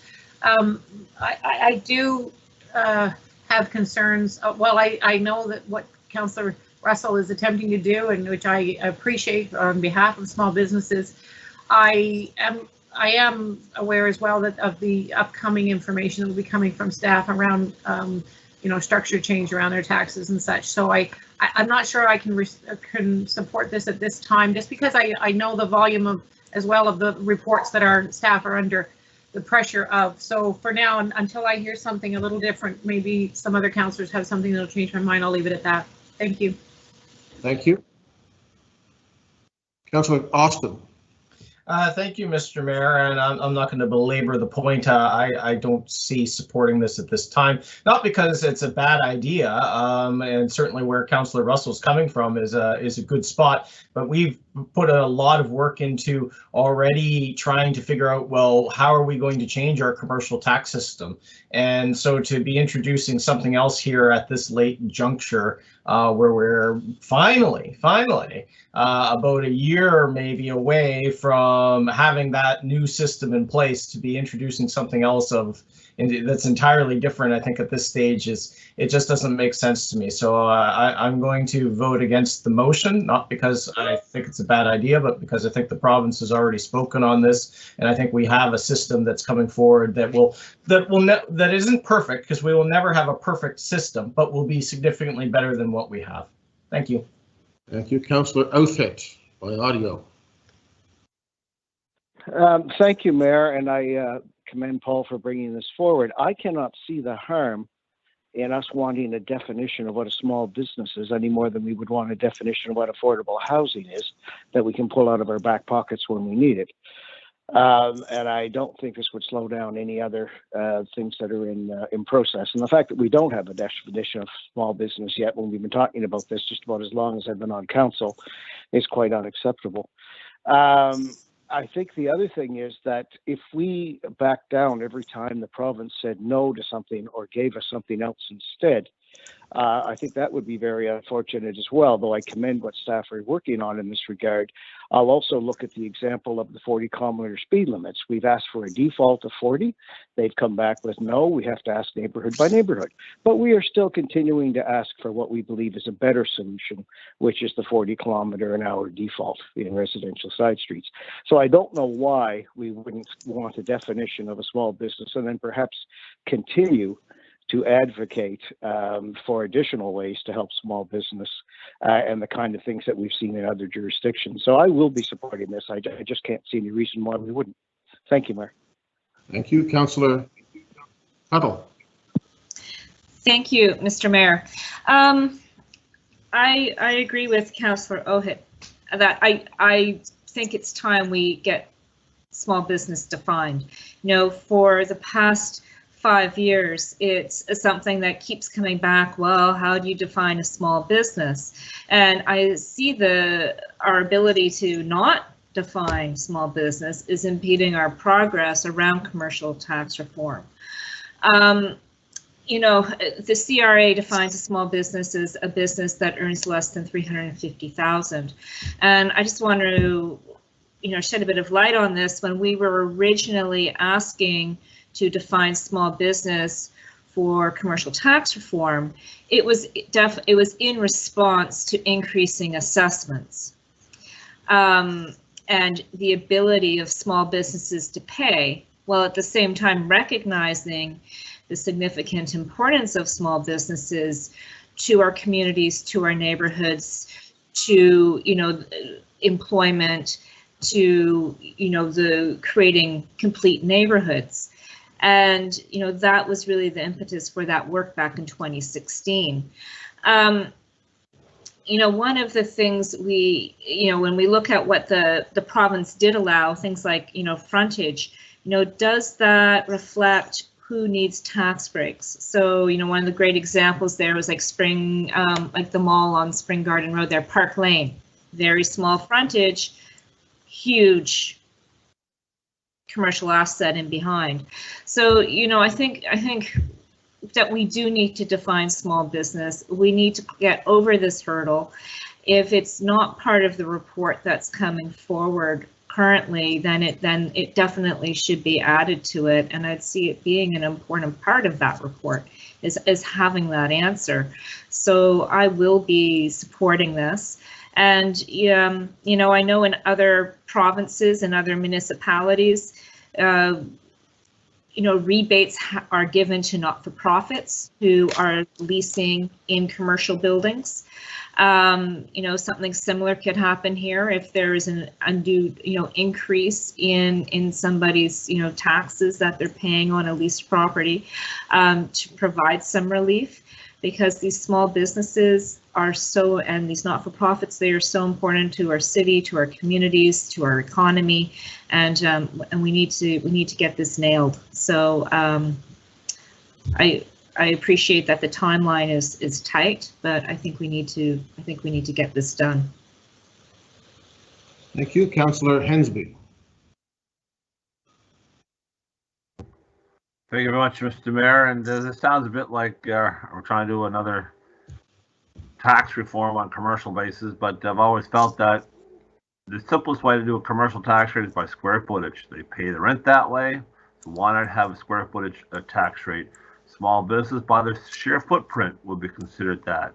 The big box stores would have a large footprint, so they pay more taxes based on their square footage. So I think that if we need to go forward down this list, we need something that's tangible in regards to what kind of measurable quantitative figure you're going to use. I think that our property valuation service corporation can have on their database the square footage of the buildings and how many square feet is actually office space or floor space or retail space, even the size of their parking lots. You know, we do that now with Halifax Water in regards to how large of a permeable surface they have or don't have for charging the stormwater rate. So I think there's a way of having a commercial tax rate designed based on sheer measurements, and that way it would help go a long way. Because we, as stated earlier, we got rid of the business occupancy tax. It was just too cumbersome to handle with and try to keep up to date. So it's all rolled in one commercial rate. But if we go forward with this, I'd like to see if we can implement the square footage or square meter the same way how they pay their rents. Thank you. Thank you, Councillor Lovelace. Thank you, Mr. Mayor. I will be supporting this motion if we can remove the date, September 2021. You know, I think that commercial tax reform is needed. Tax reform overall is needed. You know, as Councillor Cuddle has just pointed out, we are being held back by not having an agreed upon definition of what a small business is. And so I just want to thank Councillor Russell for bringing this forward, because I think it's important that we have this discussion. For people who are running businesses in their home, you know, there has always been a fear that the municipality is going to come in and just charge a tax. There's been concern about people running small businesses in residential areas where it's not zoned for a small business, you know, whether it's a hair salon or a guy, you know, fixing snowblowers, whatever it is. The concept of what a small business is seems to be lost because we don't have a confined definition with parameters of what a small business is. So, you know, I think it's important for us as a municipality to confirm what that is so we can move forward with fair taxation for businesses. So thank you, Councillor Russell, for bringing this forward. I will be supporting it. Thank you. Councillor Cleary. Thank you, Mr. Mayor.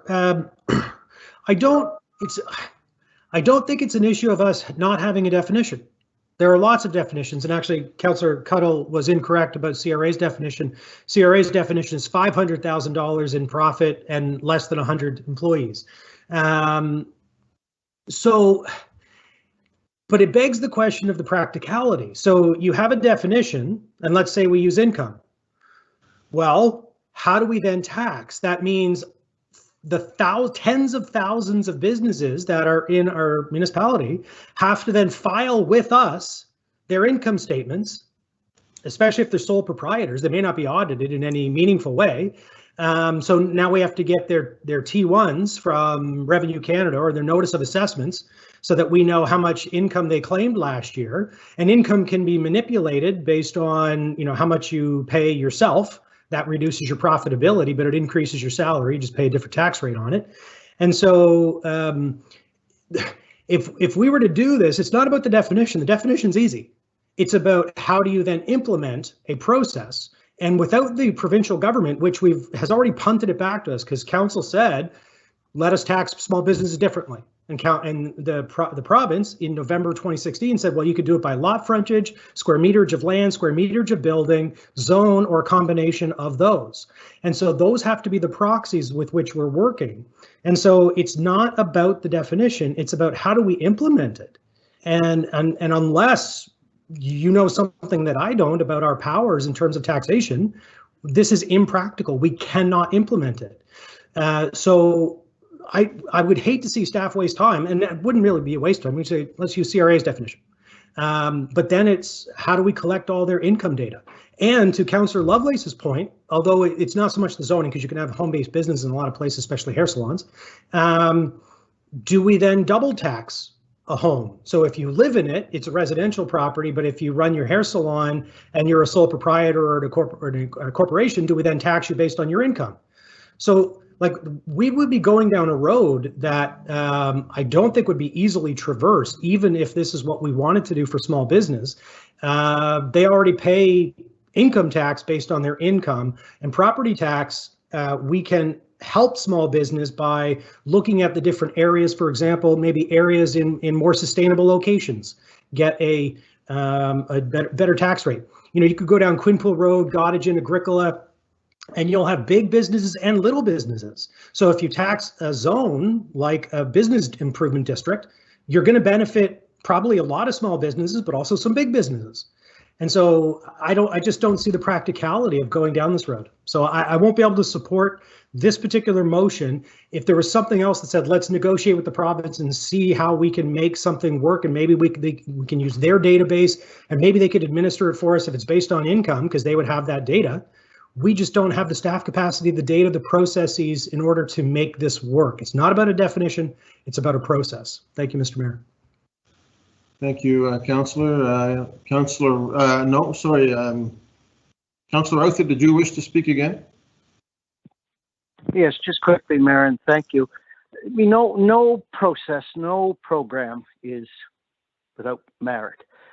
If you listen to what David said, I could have 2 employees, $50,000 in income, but have a huge warehouse. So I'd be charged a square footage the way I was, perhaps if I was same size of warehouse as a Costco or something. I mean, nothing is perfect. I also think we have programs in place already where people have to prove their income. If they want to defer their taxes, if they want to get an inexpensive or free bus pass, there are things we have to do to prove people's incomes. Not suggesting it would be easy, but I think what Councillor Russell was trying to say by getting this definition and then going on to the next level, the way Councillor Cleary has just said, of what we would do. We have to define an issue, we have to define what we'd like to do, and we have to define who would qualify for it. And not even being able to decide what a small business is. And frankly, I don't want to help necessarily large businesses by putting them all in a zone. And just same way as when Sean brought forward a great idea, in theory, to let's try and shift the tax burden this year a little bit away from small businesses and businesses that have struggled by putting it on the residential tax base. That's not what most of us want to do. We want to find a way to put it on the larger businesses and help the smaller businesses. But I again come back to the idea that if we cannot come up with an acceptable definition of what a small business is, then how can we go about trying to help them? There has to be some criteria, and maybe it is their square footage with some parameters around it. Maybe it's their income or their number of employees with some parameters around it for the examples I've used. But why, what all Paul's asking for is let's have a definition of this and let's see what we want to ask, or if we want to ask for anything additional to the province. And if we do, we'll have our ducks in a row, if you will, to do it. And in the meantime, let's look at what staff's bringing forward. Anyway, that's my thoughts. Thank you, Mayor. Thank you. I think that's Councillor Cuddle. Thank you, Mr. Mayor. I just wanted to thank you, Sean, for the correction on that. I'm pulling out numbers from 5 years ago that trying to remember when I was deeply involved in these conversations. But back to tax, a lot of this work stemmed from the fact that tax is about it's about wealth, and it's about ability to pay. And when we look at our city and the growth that's happening here and the massive increases in assessments that we're seeing, it does put a burden, an added burden, on some of our smaller businesses that do contribute to our city in all kinds of ways. And that if we lose them, I think we're looking at a loss, a big impact on our local economy and our economy overall. So, I think it's important, this idea of about ability to pay and defining what a small business is. So, thank you. Thank you.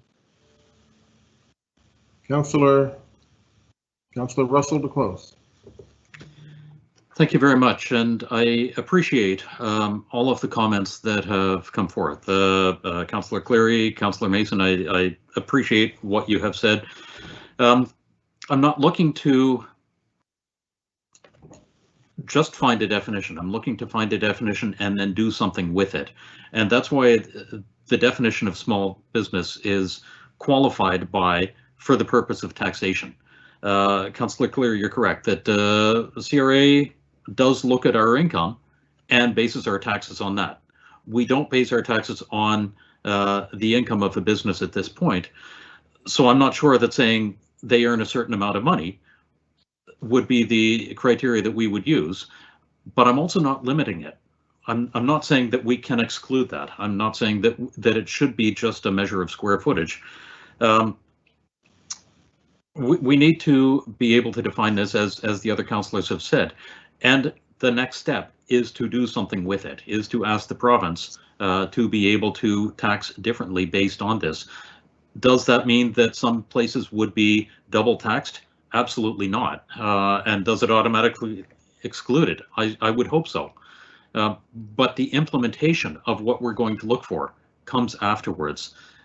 This is just something that that we would use as an ability to go to the province and say, we would like a thing, and this is a better definition of what we would like, instead of just saying, and where this started was all of us saying we would like to do something better for small business. So I was originally going to say, let's write a letter to the province and say we would like to tax small business differently, as has already been done. And the province would come back with one of the definitions, either the provincial definition or the federal definition, and we don't tax that way. We tax differently. So that's where the genesis of this really was.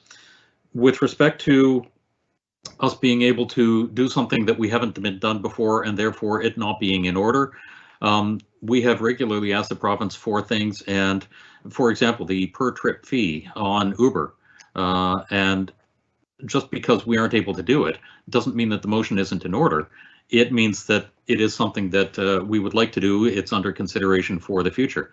But at this point, all I'm asking for is a definition that we can then move forward with and ask the province to give us the ability to tax differently and try and help out the small businesses, because at the end of the day, that's what this really is all about. Thank you very much. Thank you.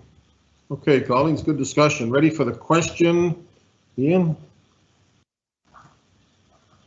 Can I just confirm that the motion that was posted in the chat is still the one that is on the floor with no changes? I have not heard any changes. Okay, thank you. So beginning with District 6, Councillor Mancini. In favor of the motion. District 7, Councillor Mason. Against the motion. 8, Councillor Smith. Against. Sorry, can you repeat that? Against. Thank you. 9, Councillor Cleary. No. 10, Councillor Morse. In favor. 11, Councillor Cuddle. In favor? 12, Councillor Stoddard. In favor of the motion? 13, Councillor Lovelace. I'm not in favor of the motion because, as CAO has just pointed out, the date is not achievable. And my understanding is that can't point of order. You can't. You just have to vote. You can't. Yeah, no. Thank you, Councillor. I'm asking the question if the date is still within the motion. The date is still as the date is. Okay, then no. District 14, Councillor Blackburn. And for that reason, I have to vote against the motion. 15, Councillor Russell. In favor. 16, Deputy Mayor Oathead. Strongly in favor. District 2, Councillor Hensby. Affirmative. District 3, Councillor Kent.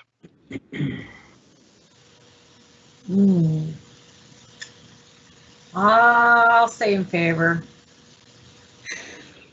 District 4, Councillor Purdy. In favor? District 5, Councillor Austin. Against. Mayor Savage. Opposed?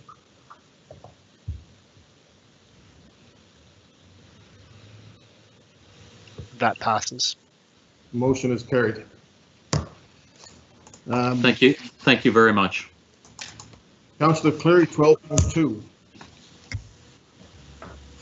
Thank you, Your Worship. I move that Halifax Regional Council request a staff report on developing a plan to restore and preserve Sir Sanford Fleming Cottage, a registered heritage property owned by the municipality and situated in Sir Sanford Fleming Park. Second, Councillor Mason. Thank you, Councillor Mason. Thank you, colleagues. So for this particular motion, I submitted the petition from the Friends of Fleming earlier, but this particular building, if you've never been down Dingle Road on the way to the park itself, down to the parking lot and the Dingle Tower and the beach and the playground and the wharf and all the great things that are there, you may not have noticed it. It's just this tiny little cottage to the left. I believe it's number 30 as you drive down the road. It is an historic cottage for a number of reasons. So the first one obviously is Sir Sanford Fleming, who is a local, national, and international figure in our history. You know, the legend goes that when he was trying to take a train, the timetable didn't show AM and PM, so he missed his train, so he wanted to standardize time. So we have, of course, our time zones and our standard time, and it makes our world and our global economy function compared to taking a train and ending up in a place where you have to reset your watch because their own local time is different than the time you started with. Plus, he was an inventor, an engineer, a philanthropist, and a figure of note on so many fronts. And so this cottage was the cottage that he built on that land, which he then gave to the province, which then ended up in our hands as the municipality, and is something we treasure. It's one of our best regional parks, and I'm not just saying that because it's in my district. So this cottage was the caretaker's cottage while it was owned publicly, and was then rented out and has been boarded up for about, I want to say about 6 years now. And as any homeowner knows, if you have a cottage property, if you board something up, it degrades faster than if it's lived in. Buildings need to be lived in. And so this one needs attention. I didn't, and my councillor colleagues, I thank you so much a couple of years ago when you supported me on spending almost $1 million to buy a piece of land adjacent to Fleming Park to keep the loop trail intact. And I didn't feel I could come to you at that time and say, oh, by the way, give me another few $100,000 for the cottage. But time has passed and the time is taking its toll on Fleming Cottage. And so there was a report submitted by Demeric Architects looking at how they could restore the original part of the cottage. And I would submit to you that, you know, all options are on the table from my point of view for staff. But it's time to start putting a plan together to address the cottage and to restore and preserve it as a registered heritage building that we own. Thank you, colleagues.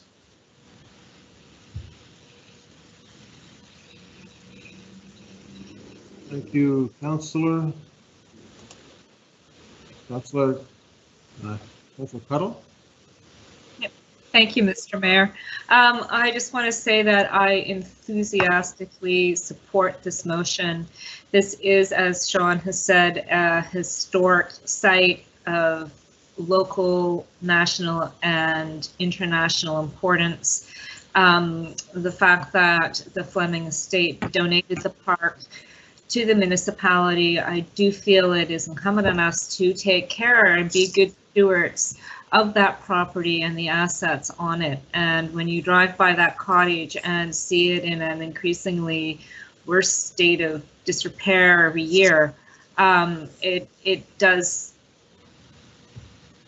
make me question kind of what our values are as a historic city when we have something like this that is just so significant. So I will be voting in favor of this motion. Thank you, Councillor Cleary, for bringing it forward. Councillor Purdy, question? Thank you. I think my question is more for my own clarification. So, Councillor Cleary, you had mentioned hundreds of thousands of dollars for the renovation of this very important historical building. Is that ask going to come from this budget that we're working on right now for 21-22? Will that money come from this budget that we are now working on? I'd be happy to address that, Mr. Mayor, if you'd like. Well, I think that it's simple. It's a staff report only at this point in time, so it would have to come back and then be determined. And it would probably not be this budget year, I wouldn't think. It might come from any source of funds, but Jacques, did you want to speak to it? Yeah, sorry, Mr. Mayor, I didn't catch the question. I was distracted by something else. Oh, I'm sorry. That's okay. I thought I saw you come in. That's fine. So the question was, will this come out of this budget year? This is for a staff report at this point in time on developing the plan and what it would cost. Would it come on this budget? I'm not sure. I'd have to have a conversation internally. I doubt it, but it's not currently in the proposed budget for this year. Okay, so so this is just for a staff report on how much it would cost and all the details that would be involved. And in the context of that, we would have if we're recommending certain funding, we would have an identification of the funding source in the report. Okay. All right, colleagues, ready for the question? Question. Beginning with District 7, Councillor Mason. Yes. 8, Councillor Smith. 4. 9, Councillor Cleary. Yes. 10, Councillor Morse. In favor. 11, Councillor Cuddle. In favor? 12, Councillor Stoddard. In favor of the motion. District 13, Councillor Lovelace. Voting yes. 14, Councillor Blackburn. And in favor of the motion. 15, Councillor Russell. In favor. 16, Deputy Mayor Outhet. Absolutely. District 2, Councillor Hensby. Absolutely affirmative. 3, Councillor Kent. Favor. 4, Councillor Purdy. In favor. 5, Councillor Austin. In favor. 6, Councillor Mancini. In favor of the motion. Mayor Savage. In favor, so that passes. Thank you, Councillor Cleary. We will come back to the in-camera later. We will look at our added items, colleagues. Item number 14.1, Councillor Hensby, request for letter.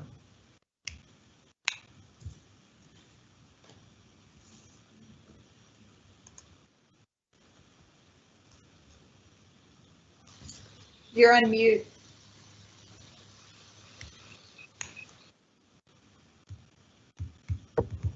All right, there we are. Put the following motion on the floor, please. The Halifax Regional Council requests that the mayor send a letter to the Minister of Education on behalf of Halifax Regional Council to reconsider the proposed location of a new consolidated junior high school for the Eastern Shore, and to further consult with the HRM and in the public on other potential locations that better align with HRM's objectives to plan and build healthy, viable, and sustainable communities. Second. Thank you very much for the seconder. I appreciate the comment that some of the councilors have made already in the social media, and I actually to pile it on here again today. I believe that the province has made a very erroneous mistake here of trying to place a piece of significant social infrastructure such as the new school in an isolated industrial park off East Chesapeake Road. There's no connectivity to any community there. So I just find it so erroneous for them to do that, such a scheme. I just find it very frustrating. The communities are frustrated. I think the communities rather see a fair and transparent process that would see the siting locations be, evaluated and shown the pros and cons of each site. That did not occur in this whole process, and I believe that this institution needs to have the respect that it deserves. Does it stay in Muscat Harbor, or does it move closer to the Porters Lake area for where the population base is? Those are questions I believe the siting selection criteria can evaluate. But I can say that the high school has always been an institution in Muscat Harbor for half a century. This has been the traditional government services hub on the Eastern Shore on the western region. Sheet Harbor was the eastern region. And now with population base shifting and Porters Lake become more of a major commercial center, there's a lot of demand of where should the facility be located. I'm not complaining about a new school. I'm just complaining about location. I think this needs to be done in a fair, transparent process for the community's sake. Thank you, and I ask for your support. Thank you, Councillor. Councillor Mason. Thank you, Mr. Mayor. Councillor Hensby has been doing a great job of representing his district and the people there, and walking a fine line, right? It's hard not to be perceived as trying to pit one community against another, but he hit the nail on the head. It's not about should it be in Porter's Lake or Musquodoboit Harbor. It's clearly that it shouldn't be in an industrial park where there are no services, where HRM, Halifax Water just decommissioned the shared septic because there's so few users, that where there's nowhere to walk, there's nowhere to shop. It's a classic political decision that serves neither community, but makes it so no one has to make a hard choice and have one win against the other. It doesn't support any of our planning. That's why, while this is a provincial decision, and I recognize that, we're trying to build complete communities in rural and suburban and in urban. And I wanted to give a little bit of color to this, especially to the new councillors. Soon we'll stop saying that, but you know, here we are. And the two examples I want to give are one, you know, the province came and spoke to the board, the municipal Department of Municipal Affairs, as they were at the time, they didn't have housing yet, came and spoke to the NSFM board about 2 years ago, and they came to talk to us about how they had an interest now in stopping sprawl and encouraging us and helping us not have sprawl. And I was first in the speakers list and said, the number one thing that causes sprawl is you. You put hospitals outside of towns, you put schools outside of towns, you put your offices in industrial parks. So the example I would use is not even in Halifax. The easiest, most compact one, if you're familiar with it at all, is Amherst. They put the hospital in Upper Napan on the other side of the highway. There's no way to put bike or walking underneath that highway overpass without spending tens of millions of dollars. They put the high school up in a farmer's field way outside of town. And as a result, you see downtown emptying out. You see Pugsley's Pharmacy closing after over 150 years. You see Dale's closing, the old Margolians. This is happening all across the province. It's not just happening when you put a hospital in Bears Lake instead of, you know, in a community where there's already buses, transit, and walking. So I think it's important for us, because of our planning goals, because of the money tied up in the regional plan, the goal to build these strong communities, to take the stand. I suspect it won't matter for Hill Beans, though, you know, they've made their decision, but I think it's important for us to support Councillor Hensby and the communities out there, and not put a couple of generations of high school kids in an industrial park where there's nowhere to go at lunch. Thank you. Okay, so John Trace points out that because this is not asking for a staff report, but is a direct action, we require 2/3. So John, we would have the vote as to whether we would consider this without the staff report, and then we would actually vote on the motion.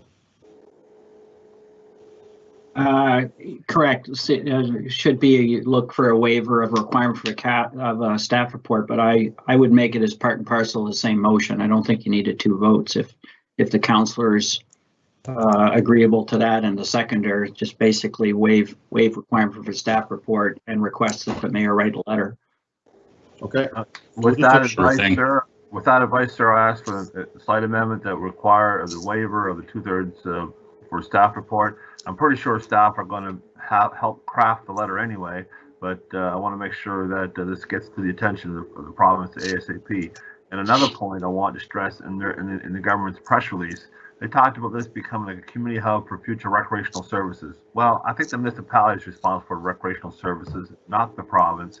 And I really find it frustrating that here they are trying to manipulate the processes by putting infrastructure in that's going to try and draw and dictate other services. So I'm hoping that we stand our ground and stand with the communities and have this school wherever it should be, Musquodoboit or Porter's Lake, but not, please, for heaven's sake, not in an isolated industrial park.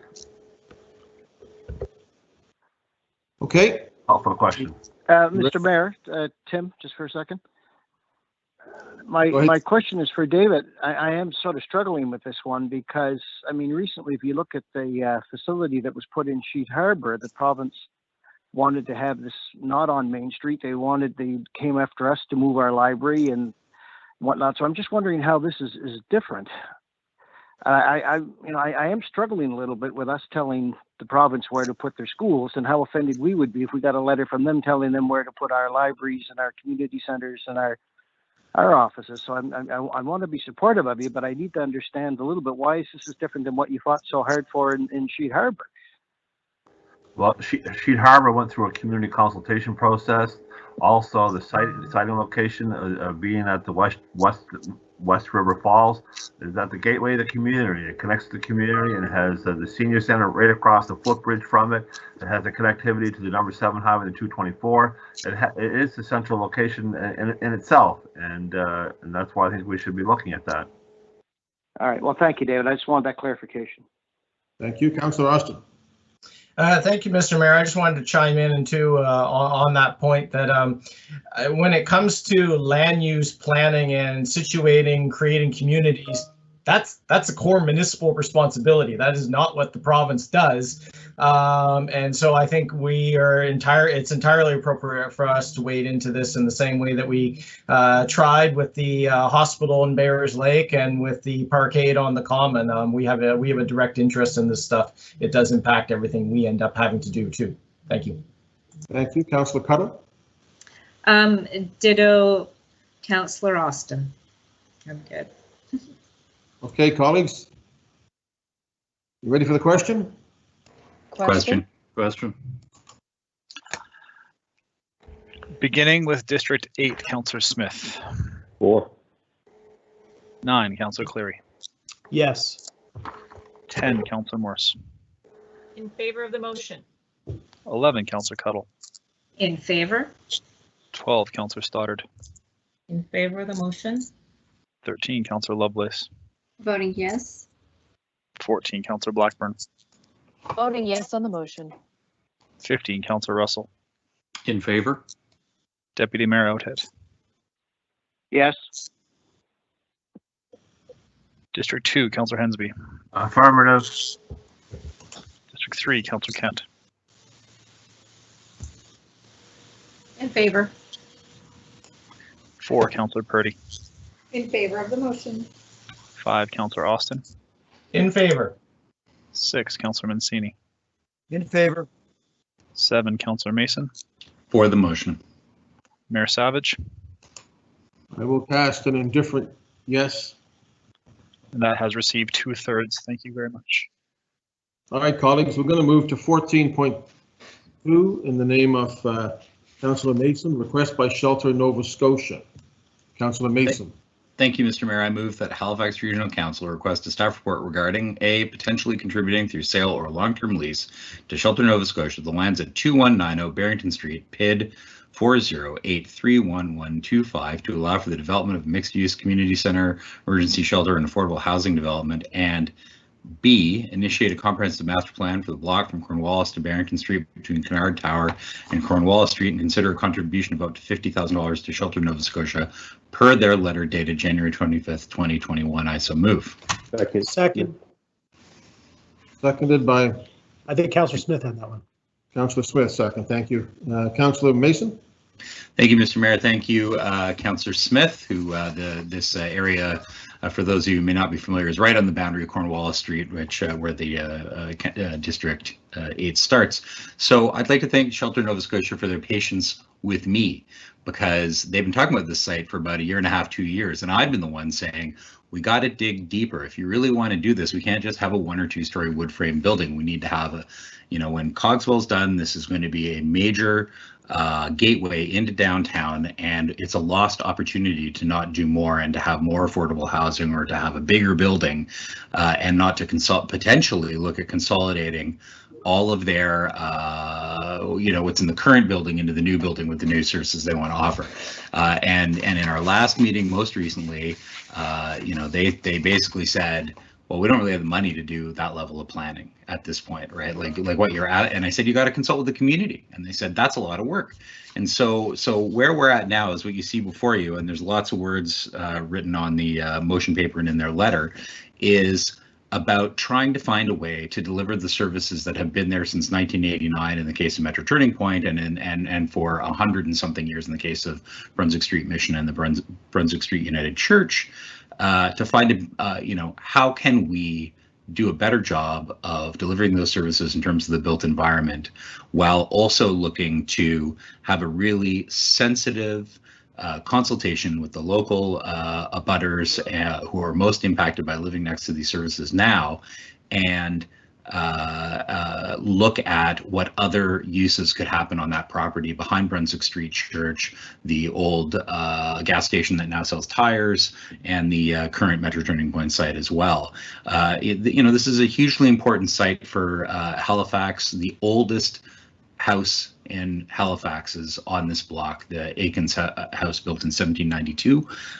There's a lot of history there, from the DeWolf Artist Co-op that's been happening since the 70s in DeWolf Mansion, to the Brunswick Street Mission, its long tradition of service, and all that stuff exists together with the community services that are provided there. And sometimes the frictions are significant. You have issues of security, you have issues of people feeling unsafe, and you have issues of the biggest issue for the community that lives immediately around the site is, how much is too much? Are we going to be a dumping ground? Is this going to be the only place where you deliver services like this? How can our interests and our homes and our livelihood be maintained? So I think this is the best path forward to make sure that the people who live there and the people who work there all have a voice, and to find a way to make sure that we get the best possible transformation of that block along Barrington Street, which is now sterile and awful. When Cogswell happens, this becomes a one-lane road, currently named Poplar Street, but going to be renamed. That's going to be an entirely different thing. And I think this is the best way to make sure everybody in the community has a voice and is heard, and we can move forward on these essential services, getting the kind of home they deserve. So I ask for council's support for this staff report. Thank you very much, Mr. Mayor. Thank you. Colleagues, it's 5:05. We're going to try to deal with this, our last item, and then do notices of motion before we take our break. Councillor Cleary. Just very briefly, Mr. Mayor, I wholeheartedly support this, and to Councillor Mason's point about, doing something bigger and utilizing the site to its highest and fullest potential. Unfortunately for Metro Turning Point and Housing Nova Scotia, it's a unique clientele, and it's not the kind of thing that you'd be able to build an 8-story tower and fill it up with the same folks mixing with. This is a Metro Turning Point's a wet shelter, and it's one of the only ones for men in the city. And so the services that they provide are extremely important, and it's important for them to be in this location. And if you're not familiar with the address that Councillor Mason gave, 2190, it's the green space on the corner. And it kind of looks park-like, but it really is the best place to look at something like this. So I can't wait to see what the report comes back. This whole process of dealing with Cogswell and all of the land, and this is the last chunk at that very top. And so I think this is a good use, and hats off to Councillor Mason and Councillor Smith. And I know Councillor Mancini's also met with Metro Turning Point, and I have as well. I think this is a fantastic initiative, and I think this deserves our support. Thank you, Mr. Mayor. Thank you. Councillor Cuddle. Thank you, Mr. Mayor. My initial question, and you might have cleared it up, Councillor Mason, in your explanation here, but the $50,000 is, on the part B of the motion here, initiating a comprehensive master plan for the block. That's Shelter Nova Scotia's master plan. Whose master plan is that at the end? We can go to Councillor Mason at the end to close. Yeah,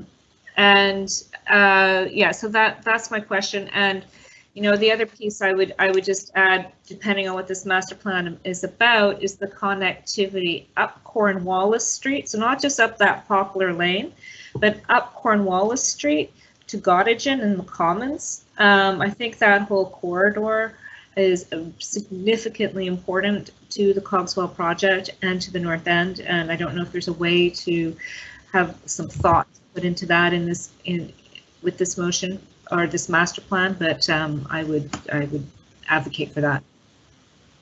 Thank you. Councillor Kent. Thank you, Mr. Chair.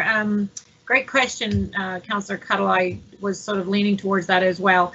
I'm going to follow suit with a little bit of what Councillor Purdy had spoke to in the last motion. Anytime there is a request for money, of course, and this can be commented as well by Councillor Mason at the end, is that what his intention would be for where that money would come from. Would it be within an envelope that we currently have, or would it be something within what we're looking at in the future, future budgets? The other piece I want to make sure that folks are aware of, that absolutely, Shelter Nova Scotia is an amazing organization that does a lot of tremendous work, and anything that we can do to support that.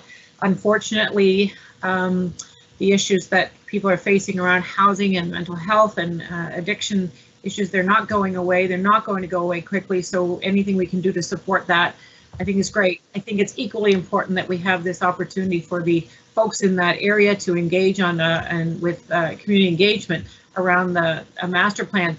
You know, we've recently had a lot of negative feedback around the mental health services moving into a new project there in the Portland Hills area, and you know, it's discouraging, but people have the right to be heard on their concerns, and it's far better if we can talk through those issues, educate on those issues, and really take those into consideration. So I think that's going to achieve that. The other piece of this is that, you know, the Dartmouth side is the Dartmouth councillors are all engaged with some shelter needs and project consideration and ideas, and Councillor Purdy's been very heavily involved in one most recently, so no doubt we'll be coming forward with some more.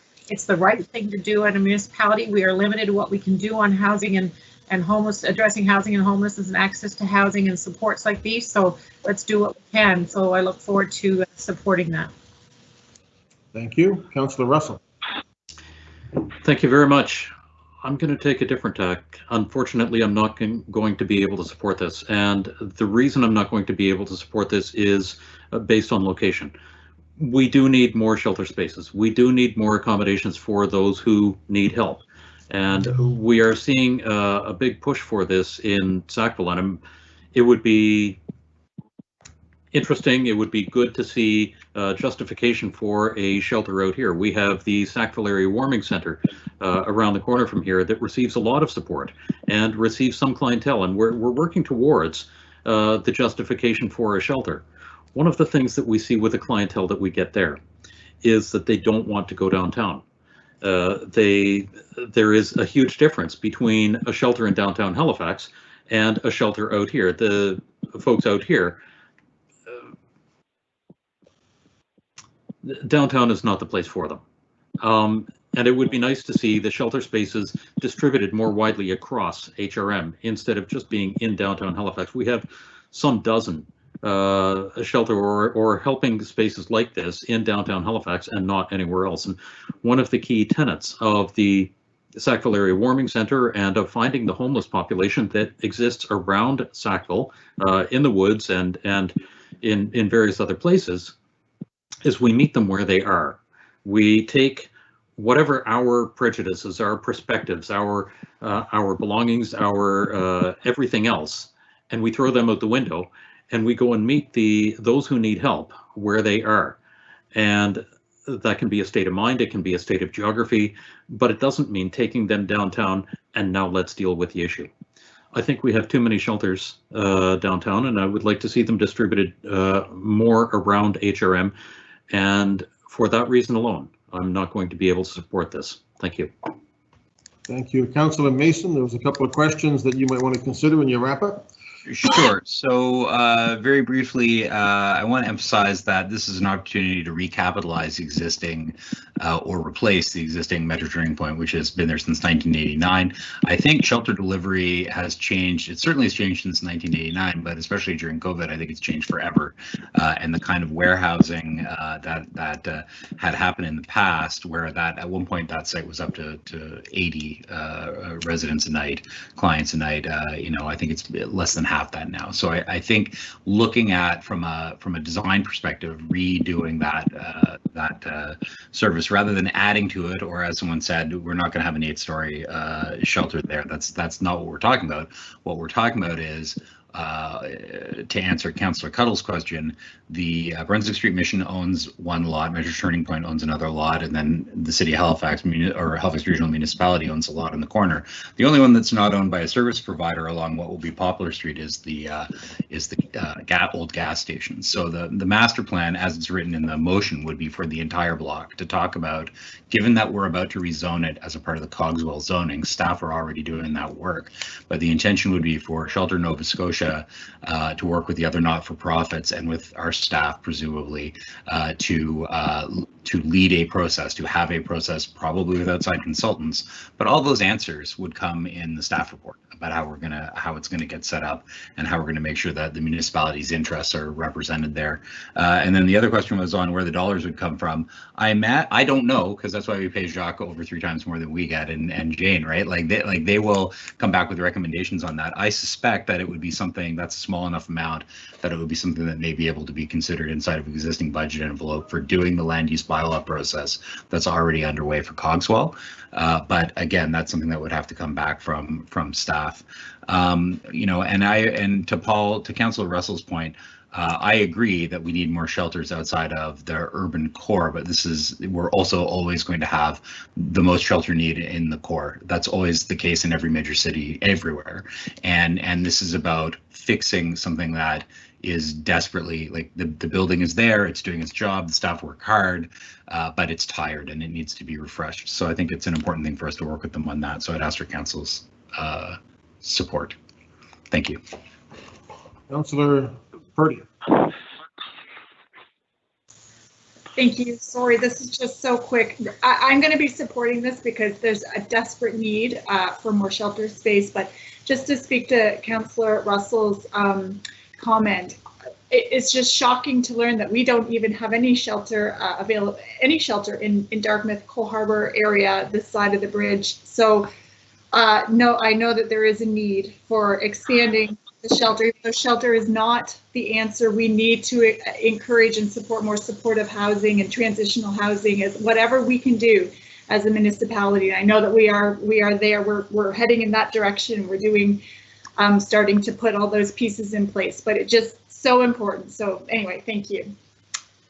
Okay, colleagues are ready for the question.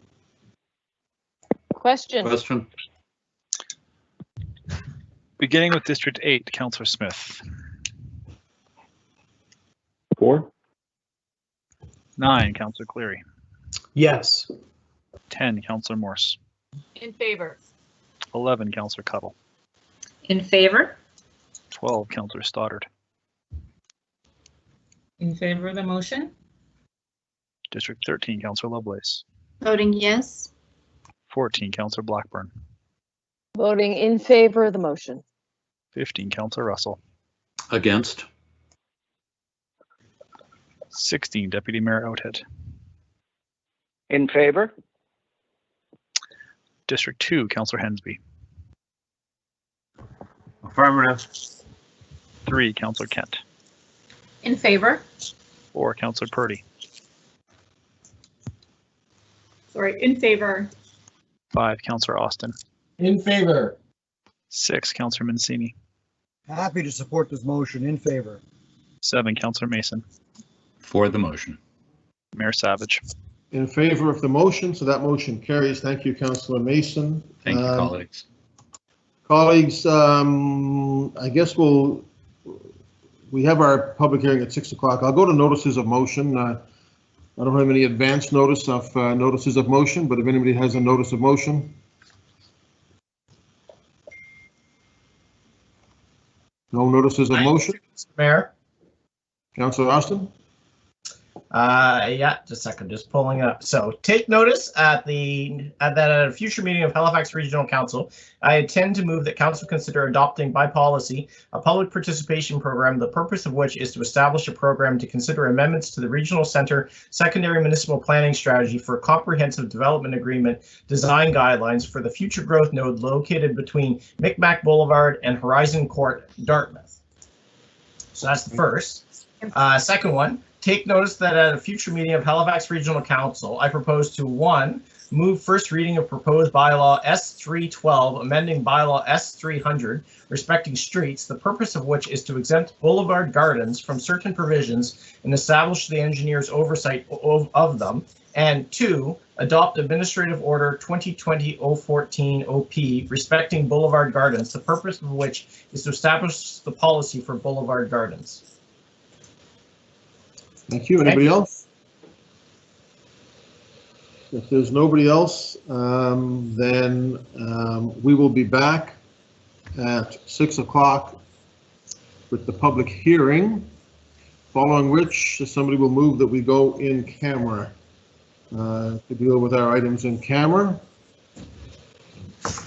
So we will come back at 6 o'clock in 40 minutes. Okay. And to confirm, please leave this meeting and go to the other calendar invitation for the evening session. So it will not be this one, it'll be the other invitation you have. Thank you. Okay, thanks. Thank you. Thank you. Thanks.